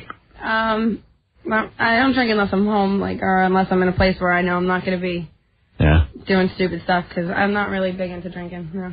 Well, you gotta get into that. Faith, what's going on? Hey. Hey, Faith, what's up? Hey. This is my sister. No sex since January? Ooh, you lie. Oh, the sister has a different story. Faith, how old are you? You don't want to be pulling stories out of the closet because I was in Mexico with you, dear. You do not want to start. Faith, how old are you? I don't know what goes on. How old are you? Doesn't tell me anything. Faith, how old are you? How old am I? Yeah. I'm 20. 20? You're 20. Does she look like you? Or? No, we look nothing alike. She's taller than I am, and she's got a bigger rack than I do, and she's got red hair along to her shoulders. Yeah. Mm-hmm. But you're saying she had sex since January. Faith? Hello. Yeah, when did she have sex? She's nervous now. No, I can't hear because they got the big radio on, and I'm like, well, tell them to turn it off or tape it or something. I went in the other room. It's good now. All right, so you're saying that your sister Abigail had sex since January? Huh? They're asking you, have I had sex since January? Do you know this? I don't know for a fact. Oh, all right. All right. Well, thank you for nothing. Oh, I'm sorry I couldn't make your day more amusing. No, she knows the truth, but she won't say it because you have dirt on her. I have dirt on her. Oh, so the truth is that you have had sex since January. I'm not saying a word. Well, not with Pete. I'm not going to say a word. Oh, okay. We just keep our dirt on each other private. All right. That's all. All right. Makes life more... Are you working? I thought she was working. No, I'm out of work. Yeah, Faith, why didn't you come in here? Because I had to work all day. I got out of work at like well after 4 o'clock. Yeah. All right, next time, okay? Yeah, definitely. All right. Bye. Let's go to Jimmy. Jimmy! Hey, Jimmy. Hello. Hey, what's up, Jimmy? Listen to me. Both of these girls are lying. Why? Absolutely can tell. First, I'm sorry, Abigail. You're probably a nice girl or whatever, but she's lying through her teeth. She's gonna get into a whole bunch of trouble when this other guy gets to her. I don't even ask what this other guy says to me, all right? You're lying, girlie, and your really sister. And before your sister got on, I was praying you put me on the air so I could say that you're lying. You're lying, and so's Bella. Bella's story. You want to hear what I got on Bella? Yeah, Bella's the lady that wants to get banged. Yeah. Bella's lying. She's probably been cheating on her husband the whole damn time, but now her husband did something, so now she's going to make it public that she's going to go and cheat on the guy. I'm telling you, both these girls can't trust none of them. And what is this? Oh, not really. When the question was, have you had sex? How do you not really know if you had sex or not? Well, some guys think things are sex, but they're really not, because when a guy is too... Yeah, all right. that's You're not lying. really Listen, sex. I got to go to work. All I know is that they're both lying. Don't believe nobody. All right, Jimmy. Take it easy. You guys are great. We're going to find out about Bella. Where are we going? Did you read that? Let's go to Eric. Eric, what's going on? Hey, you guys heard the new Ramone song? No. I want to be cremated. Thank you, guys. That's so bad. It's funny. It's worse than my Martian joke. I want to be cremated. Adrian. Yo, Abigail. Yes. Listen, I just talked to your father. Oh, great. He said to make sure you put him in for the Bella contest. I told you you want to come. He wants to be in it. Oh, yeah, I'll make sure that I'll try and make sure that Yeah, your dad in the Bella contest, you Yeah. think? Well, get your dad to call the show. That could be good. We'll get your dad to bang Bella. Oh, my God. Oh, you guys will roll with Chuck. He's a wild one. Yeah? All right. I guess so. Thank you, Adrian. All right, take it easy. Bye, hon. Bye. And let's go to Mike. Mike, what's going on? Hey, Hey. I want to get the 20-year-old sister, 17-year-old sister, both on the couch, same time, right now. All right, we'll make that happen just for you, Mike. Okay. Jackass. Thank you. What an idiot. He called you an S-head. You did. I heard that. I haven't heard the S-head in a while. You S-head. All right, don't get mad at the friggin' Ramone's remark. People are so sensitive. Meanwhile, remember I was telling you earlier? I was going to say, not enough time has passed by, Anthony. Right. Not enough time has passed. It's only been a day. But as time goes on, then the jokes come out, just like everything else. And driving home from my mom's house from Easter, there's one of those fairs going on where they got the big Ferris wheel and whatnot. And there I see this huge inflatable Titanic tipped up like it's sinking into the ground. It's a big ship, and it's inflated. And you know what it's for? Kids climb up it and slide down the deck. Get out of here. And there's smokestacks that they bounce off of as they slide down. It's an amusement park ride type thing that is based on the way people had a horrific death. Kids just get on. Look, I'm falling down the deck of the Titanic as it sinks, bouncing off the cones. That's the latest ride at all the county fairs this summer, huh? It seems like the kids love it. Because I haven't seen that one yet. Based on a huge tragedy, huge loss of life, and probably the people that died the most horrifically on that ship, falling down the deck as it tipped up to nose under. And there it is. There's a big inflatable back of the Titanic with kids just falling down it. Goes back to what we have said many times in the show. Enough time goes by, anything could be funny. Oh yeah, you'll see a space shuttle. The space shuttle ride. The space shuttle ride. Why not? It shoots you up. You get a little blast. You feel great shaky. adventure. Yeah, and then you fall into the water. There'll be a free fall drop. Why not? Passenger seat with Dale Earnhardt. You'll see that. You race around the track and then you hit a wall with Dale. They probably have the music playing while the kids are sliding down the Titanic. Look, I'm bouncing off of the steps. And my child that I've had with Renee as I place her on the deck to slide down and bounce off the stacks like all of the people that did not survive. She's giggling because it is so funny because it happened in the time of the black and white. The world was not in color back then. It's so sick. Jim, what's going on?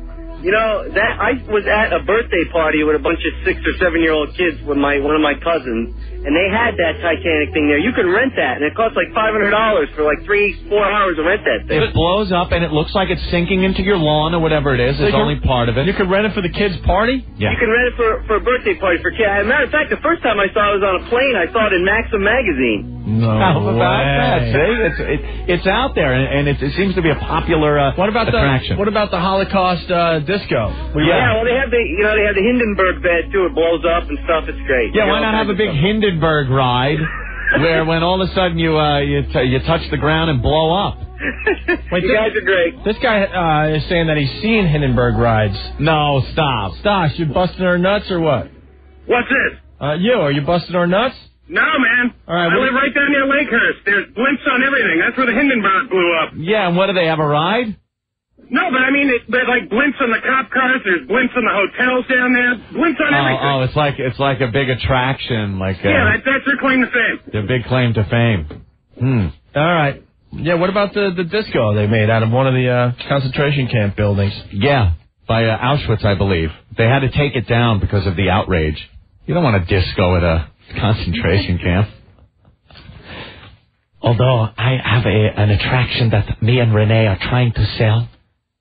It is my camel toe log flume. It is great. Celine songs play as you take the log through my and the climax of the ride, as you go over my bunt, you slide down my camel toe in a big splash. Trying to market that one, me and Renee. So did you see this ride set up at one of the county fairs, or was it on the back of a truck? Yes, the camel toe ride. Oh, the Titanic. Yeah, the Titanic. Yeah, it was set up. Kids were sliding down the deck. They're sliding. That's messed up. Rick, what's going on? Hey, what's up, fellas? Hey. How about the John Denver experience from South Park?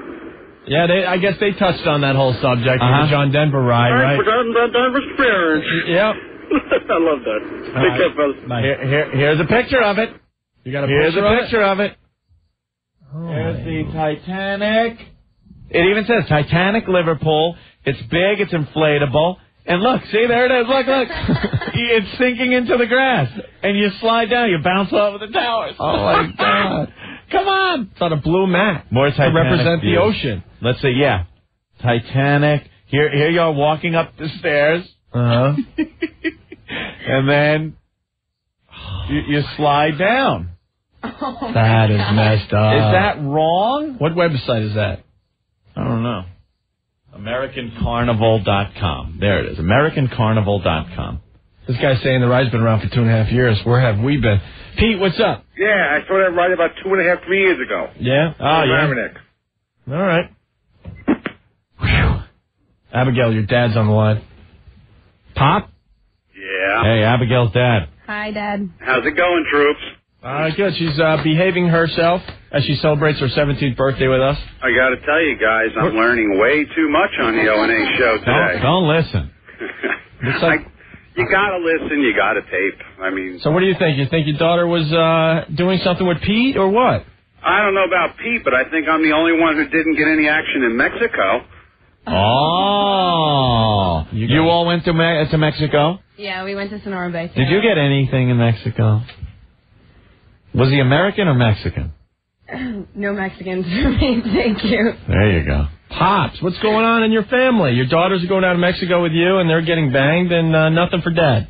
No, it just works that way sometimes. You know, I party earlier now. You know, if that sperm cell next to the one that made her would have hip checked the other one, it could have been his son. You wouldn't have to worry about this. Nah. My God.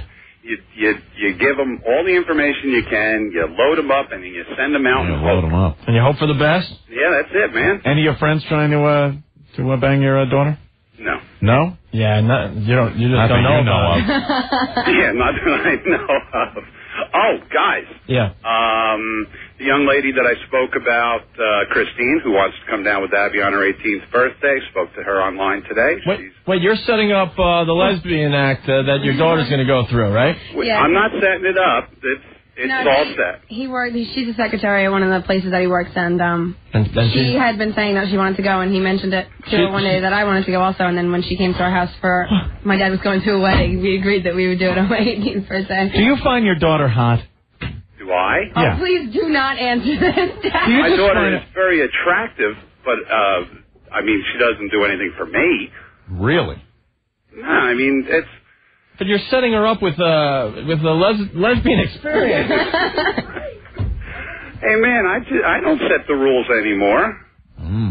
What the hell did my dad get me for my 18th birthday? Hey, Opie, you were talking earlier about how old you were when Abby was being born. No, that was when I started my radio career, yeah. Mm-hmm. Well, I was probably in college about the time you were being born. All right, well. All right. So, and it's not as hot. It's all relative, I guess. Yeah, but to the young lady who called earlier and just can't find anybody to wow, yeah. Tell her I got a wow on the back of my helmet, I got a wow on my truck, and there would be nothing nicer than to have somebody brighten up my day on the way home. All right, there's a guy on the line that's saying you're an animal. Hold on a minute. Uh-oh. Let's go to Steve. Steve, what's going on? Are you out of your mind? You don't talk about your kids having sex. There's some things that are just sacred. Okay. What kind of parent are you? You get on the radio and you talk about your daughter having sex. She's 17 years old. Well, what about your parents, Steve? Did they have sex? It has nothing to do with what about my parents. Well, you don't talk about your daughter that trying way. to get it. I'm sure you didn't want your parents to know about it. The difference between you and your parents and me and my dad is that I'm smart enough to be able to talk to him about it, and I'm not going to end up with bumps or hives or herpes or whatever else. He educated me on what to do, and I play it smart instead of having to hide from my father. Playing it smart. You don't broadcast it on the radio. That's just such white. Oh, maybe Mom and Dad should have spent more time with you, potty mouth. Shut up, you'll read it. All right, Steve, thank you. I was following everybody until we discovered Abigail's dad is setting up the lesbian experience. No. Opie and Anthony set it up. I'm not going to be... I can't even listen that day, guys. But you got one of your secretaries involved. No, she's a young lady who works at a company. Is that what you're getting your secretary for Secretary's Day, your daughter? Saves money on flowers, man. Jeez. I got to admit, that was just a little strange. Just a tad. Just a tad? It's a tad, but, I mean, this young lady is smoking hot. And, Which, your daughter or the secretary? The secretary. Thank you for verifying that one. And you guys all discussed this already? Well, I wasn't part of the discussion. Well, you kind of set it up, though. You asked the secretary. Well, Christine is a huge O&A fan. She turned me on to Foundry before you guys really talked about it much. FoundryMusic.com. Anna Kournikova, topless pictures today. There you go. Yeah, $297. You're in. Been there. No, thank you. Free pics. Yeah, the sample pics are free. Right. Yeah, there's some, Shows her rolling over, and she's on all fours, and her cans are kind of hanging down. The sample pictures are good enough for me. I don't need to pay the money. We figured a bunch of people out there will be fine with just the freebie. I've spanked out many a batch to free sample pics, so yes, don't have to pay for it. So, Dad, which daughter's hotter, Abigail or Faith? Yeah. Oh, man, that's a tough call. Come on. I mean, they're both good-looking kids. I mean, yeah. And they're very, very different. There you go. Abigail resembles me a little bit more, and... Wow, you got nice cans. Thank you. That was great. Oh, man. Actually, the other one resembles her mom, and they're huge. So your other daughter has the bigger boobs. Much bigger. All right, Dad, this is very strange. Half the calls are saying you're the greatest dad ever, and the other half want to pretty much wring your neck. Yeah, well, you know what? There's no in between with these people today. Let me put Matt on the line with you. Matt, what's up? Hey, O&A. Hey. How's it going? Good. Hey, listen, I got a daughter. She's kind of young. I want to find out At what point did you start talking to Abigail about all this so that she's kind of cool with it and knows what to do as her words? I knew about sex when I was in first grade. My father let me know what there was to know about it, and pretty much anytime I had a question about anything or anytime I had problems with anything, I could just ask my father without feeling embarrassed about it, and he'd let me know what was up. But what did he say? Like, how did he approach you? What, you're scared to talk to your daughter about sex? It's just that... Have her mom do it. No, God, no. No, she would turn her into a refrigerator. Turn her into a prude? No. How old's your daughter? 6. Wow, 6. Jesus Christ. Yeah, you got some time. I know, that's why I want to start, thinking about how to approach it now. You got a few years. Help me out here. Help me out. Can I chime in a minute? Lock her in the closet till she's 30. Yeah, go ahead. Abigail's dad. Yeah. What's your name? We don't want to turn this into a Dr. Ruth show, but you can start talking at 6 years old about the dangers of sex, the responsibility involved with it. It's not like when we were a kid or when I was a kid. I mean, the worst thing you worried about was getting a girl pregnant. We can indeed turn this into a Dr. Ruth show. I believe even 17 is good enough for the lesbian couch. What do you think? Look for my new book, Anal for Dummies. Little reference. Dr. Ruth kicked your butt, too. Keep talking. I'm listening. No, you just start talking in generalities. You don't have to get down to the slot A, tab B stuff. Hey, nice. I'm done now. All right, Chuck. Thanks, Dad. I appreciate it. Matt, thank you. Thank you. All right. Wow. This guy says Chuck is the greatest dad ever. Let's put Joe on the line. Well, to everybody else.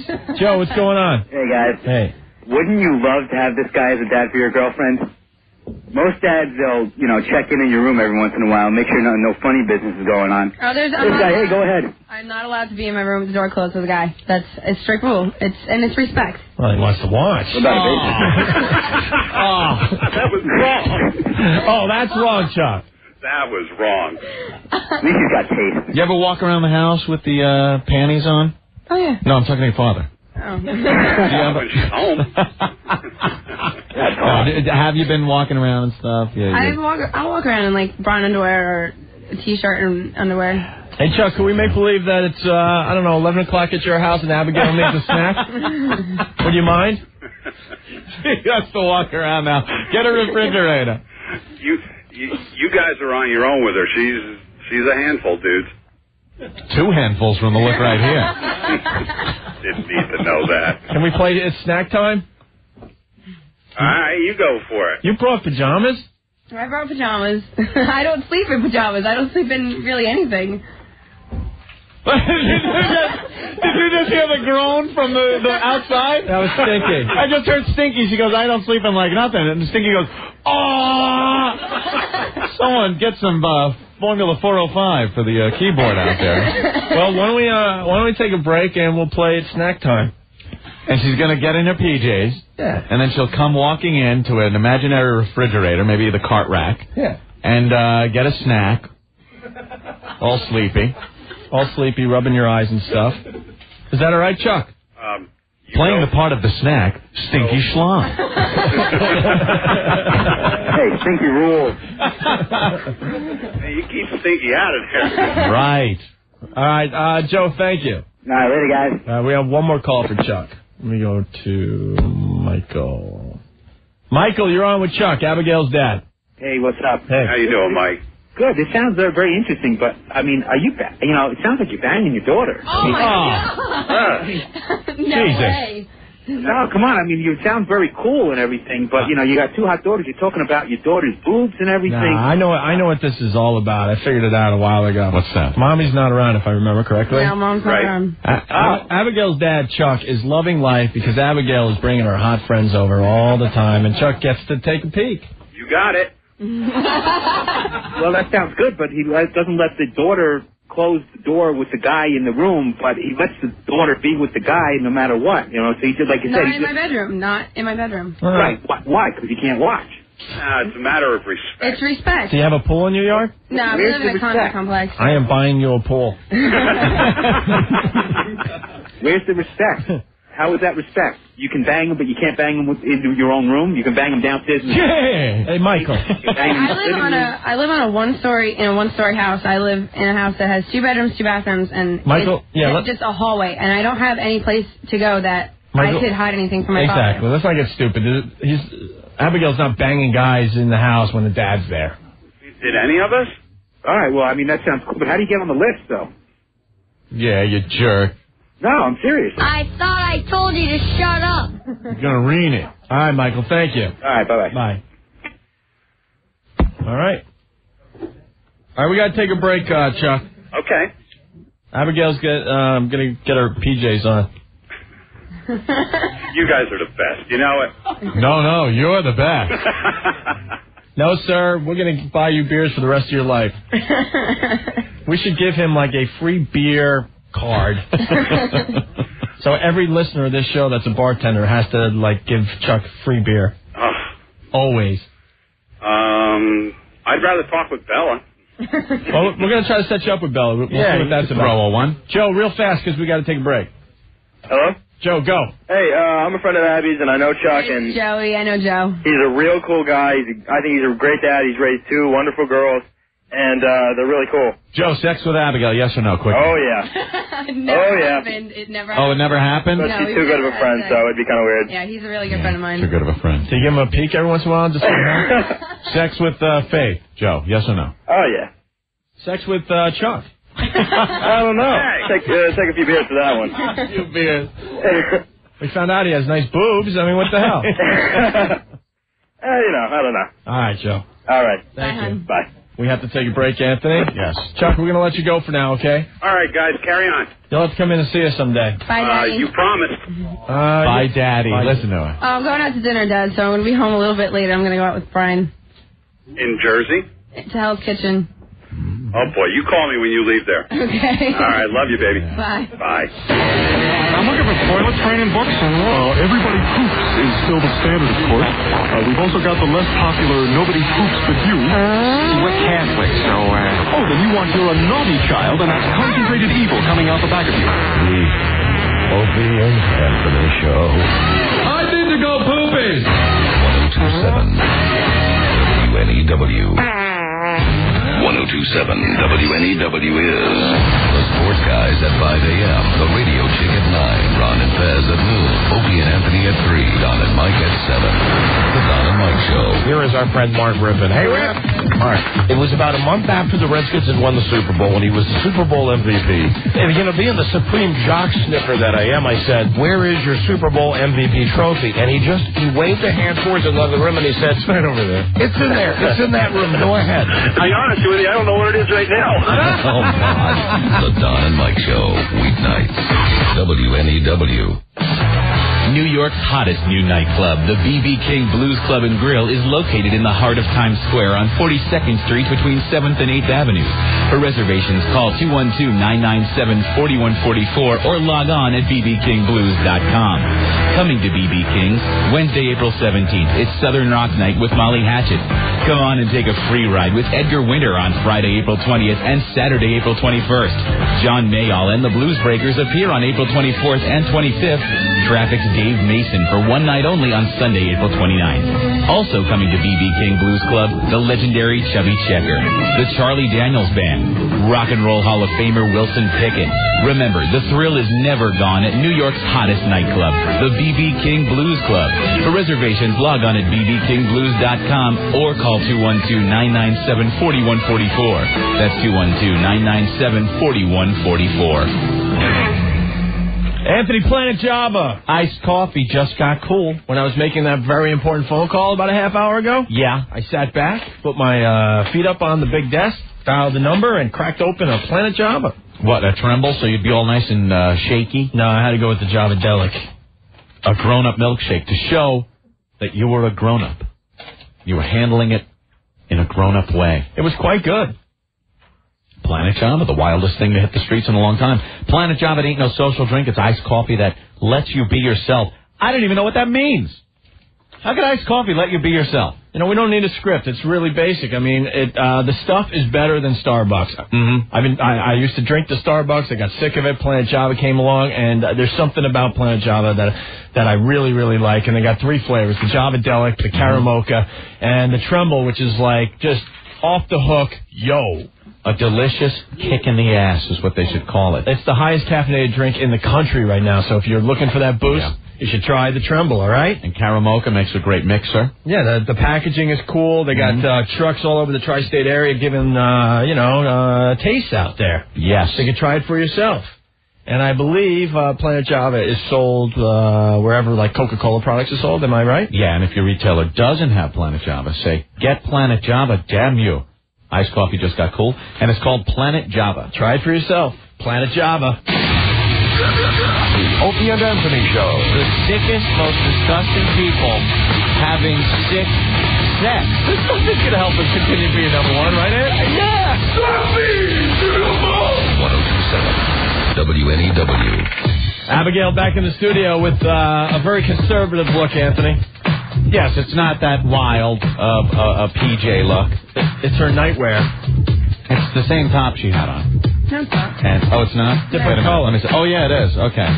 And what's PJ... Long PJs. Yeah, she's got what is that, like a... What's that?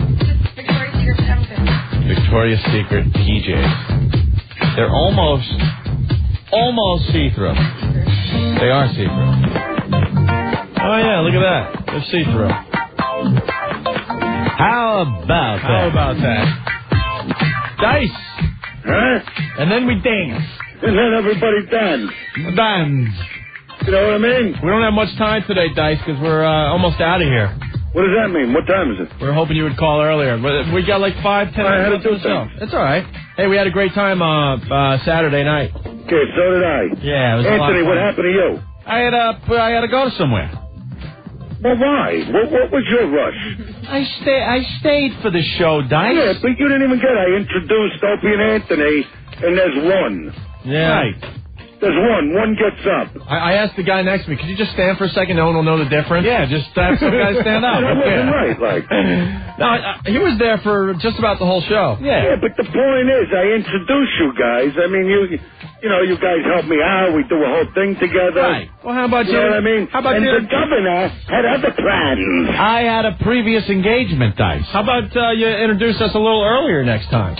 Oh, but don't you know you saved the best for last? And then and so I introduced Opie, and everybody danced. That's right. Hey, you had one of your fans there, that blonde-headed rag that was sitting in front of Opie and Rick and everybody. Yeah, what happened? She's a filthy animal. Why? She spit on Rick and Rick's wife and Kimmi from Survivor. Yeah, there had to be a reason. She's a Dice fan. She probably didn't have a napkin or something. Yeah, that was you know what I mean? I was off the hook. But, yeah, I heard, like, she just started spitting at you. Yeah, she was nasty. Yeah, we told the story earlier. She was just out of her mind. Really? Yeah. It's not right, you know. I should give out, like, bags for that. You should have her rejected from the audience. You know what I mean? She probably got all excited looking at me in the Superman outfit. I started talking about this earlier. It was a little weird to see you without your Superman clothes on. What do you mean? Without your superhero clothes. Oh, back in the hotel. And we're doing like the little after-hour party. When I was in my panties. It's just strange. I'm used to seeing you with the tough look, the leathers and stuff. Well, when he came but down I'm not the going to ramp, sleep in leather. You know what I mean? Dice comes down the ramp. He's got the big pants. He's got the leather jacket. You looked like some kind of a transformer. Remember the Transformers? Swear to God. I thought I could bend you, twist you, and you'd be like a space car. What do you mean a transformer? What's that? You ever see that? The robot things, and you bend them, and all of a sudden it's a space vehicle?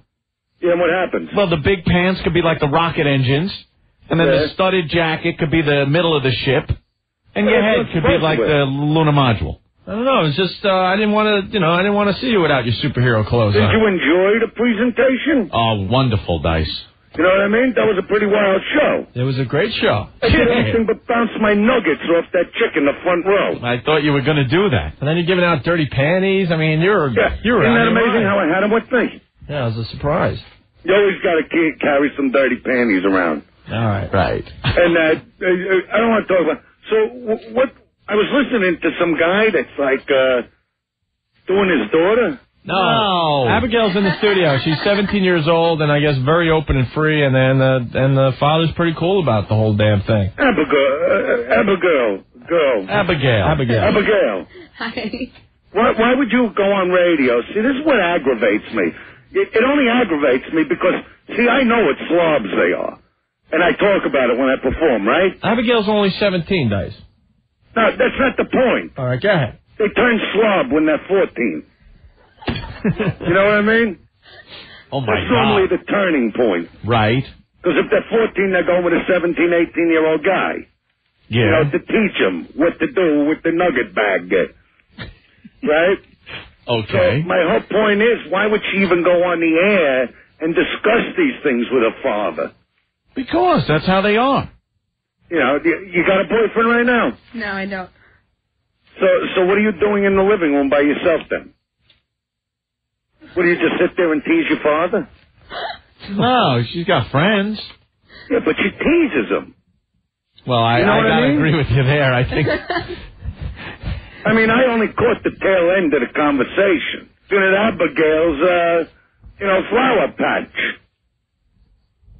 All right, Dice, I gotta go with you. You know what I mean? When you make a point, which is rare, you make a good point. Well, you always gotta do the dumb thing.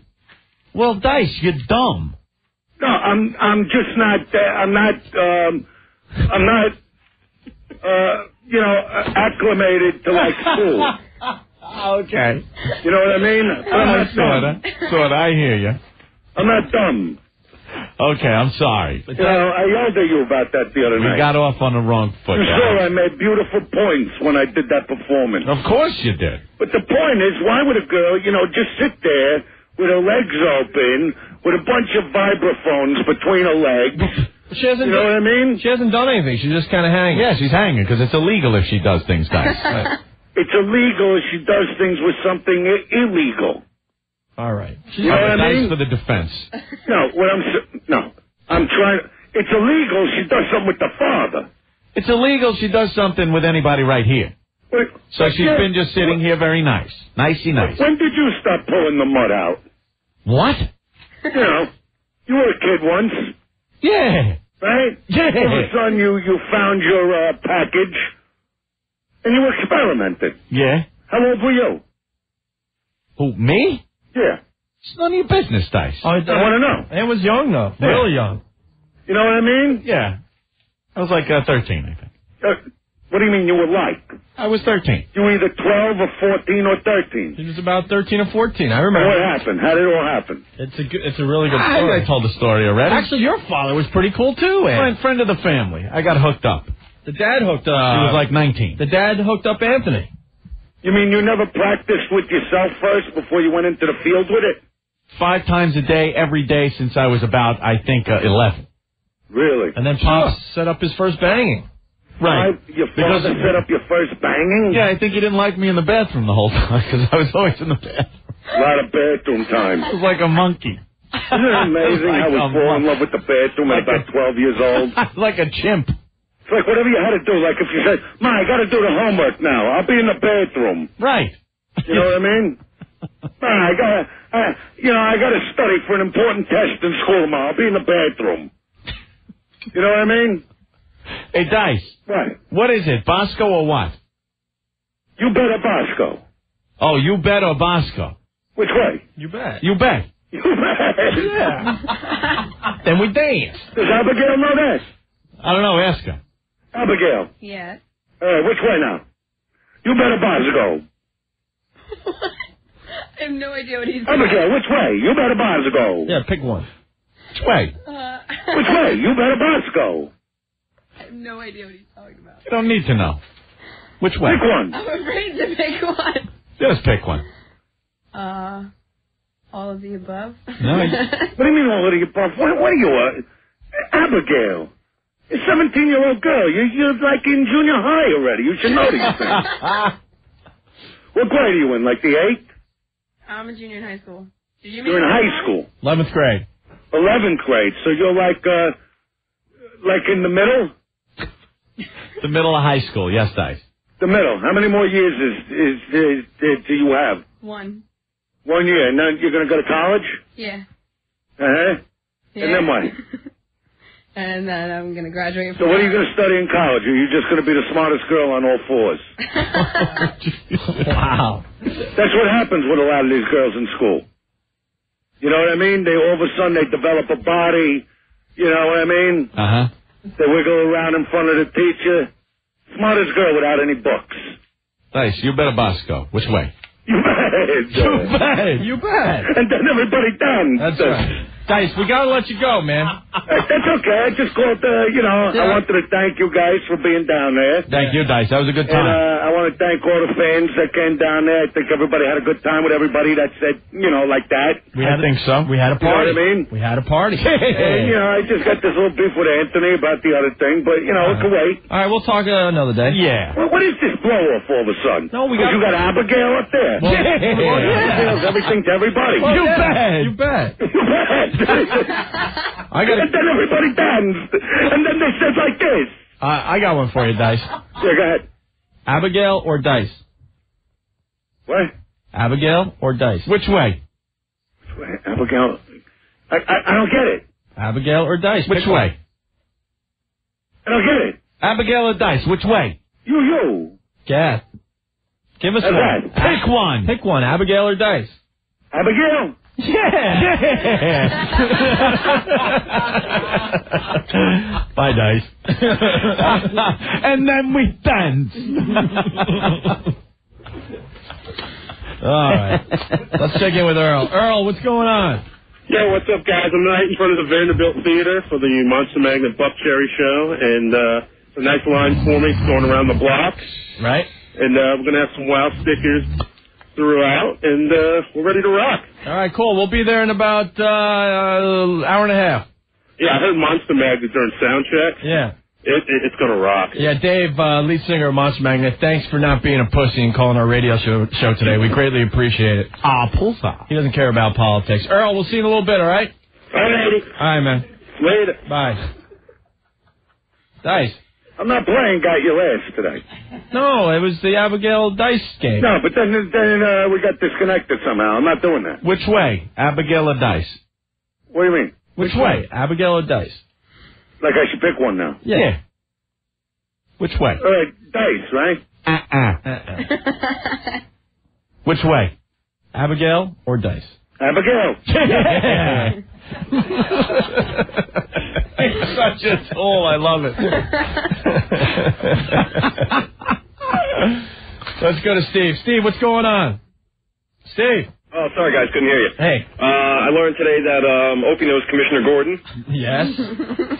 And I also learned that in a couple months we're going to see Crouching Opie and Hidden Anthony. Nothing's going to be hidden.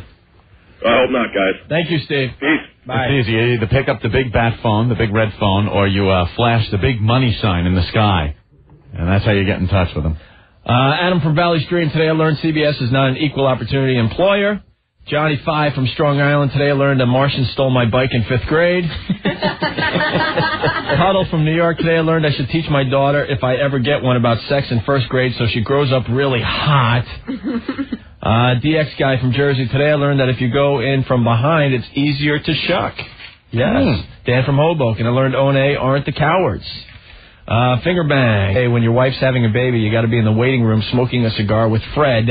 Another one from DX guy. Today I learned that when you're on X or E, you're rolling hard. And Anthony from West Orange. I learned Opie hates midgets that wear Abercrombie and Fitch. Absolutely.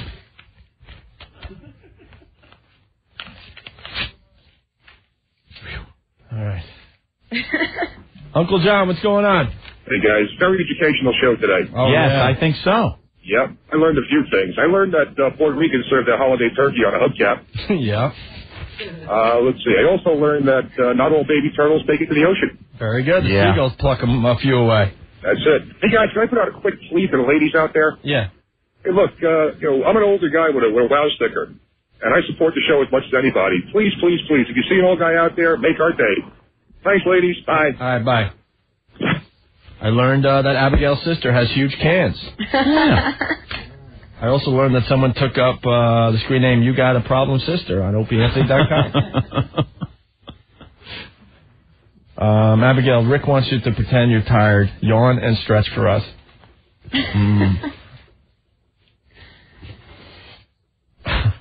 Paulie. Hey, guys, what's up? Hey.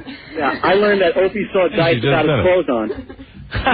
No, without his superhero clothes. Without his superhero clothes. I thought it was without his clothes. I was wondering what went on those after-hour parties, you know? He was getting comfortable in his room, in his suite, in front of like 16 people. It's like, keep your leather jacket on, your superhero clothes. All right, later, cool. All right. The only thing better than the Uck truck is the Uck boat from Astard. Yes. Bleacher Anthony, today I learned that I'm not racist. I just like to make a lot of Martian jokes. Mr. Wise ass from Ronkonkoma. Today I learned that if you sit behind Dice, you're a faggot. Let me go to Scott. Scott, what's going on? Hey, what's up, man? I heard that, Anthony, I heard Mel says hello. Very good. You want me to talk right now? Okay. Hello? Hello? Hello? Hello? Who's this now? Hello? Hello?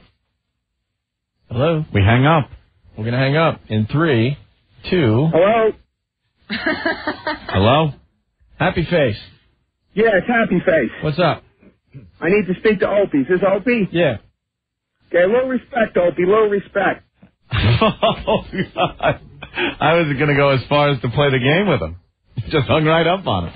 A little respect. Yeah, you do that to Happy Face when he's here, Opie. Vinny. Yeah, I learned that if you slice 2 Martians thin enough, you can tar a roof. Right. Yeah. Oh, we did learn that earlier. Later. All right, man. We'll finish with Neil. Neil, what's going on? Hey, guys. Hey. Learned that Titanic was actually the super fun happy side. Yes. That's bizarre, right? Absolutely. All right, man. You guys rock. Bye. Bye-bye. Well, we got to get out of here. Learned Joe Curry was a C blocker. And Opie's a book fighter. Jizavar, what's up? Yeah, today I learned Opie's not cheap when it comes to buying swimming pools for teen girls. That's it. And also I learned Joe Dirt was at the Westbury show. Yep. Thank you. We're going to have a teen pool party this summer. Teen pool party. We'll broadcast our show from someone's pool. Wow. That's nice. Teen girl pool party. I can reserve the pool in my condo if you want to do it. No. We want the pool here, and you'll be the host. No, we need like a house pool. Somebody with a house and a big pool and a big yard. No, because we're going to have to really get debauchery going. They might frown on it. Dee's from Jersey. Today I learned that Abigail has no bumps, hives, or herpes. I learned that abortions can stop crime. On Mars? I learned Vinny the racist hates Martians as well. You know what I'm talking about. All right, well, Abigail, thank you for coming in. Thank you for having me in, guys. Happy birthday, Abigail, and we're all looking forward to the next one. 363 days to go. Yeah. It's your next birthday. Just might have to give you another address. Which is the 18th birthday, right? Yeah. Mm-hmm. Just keeping tabs, making sure. All right. Rick, you ask her. What? We'll see you all at the Vanderbilt on Long Island for Monster Magnet and Buckcherry. We'll be there in like an hour and a half. Can't wait. What? Don't crumble that. What did he write? What did you write? Come on, Rick. He wants to know your bra size. 34C. All right. Happy now? Jesus. Yes. Opie and Anthony. We punish ignorance. Hey, ass, turn down your radio. 1027 WNEW.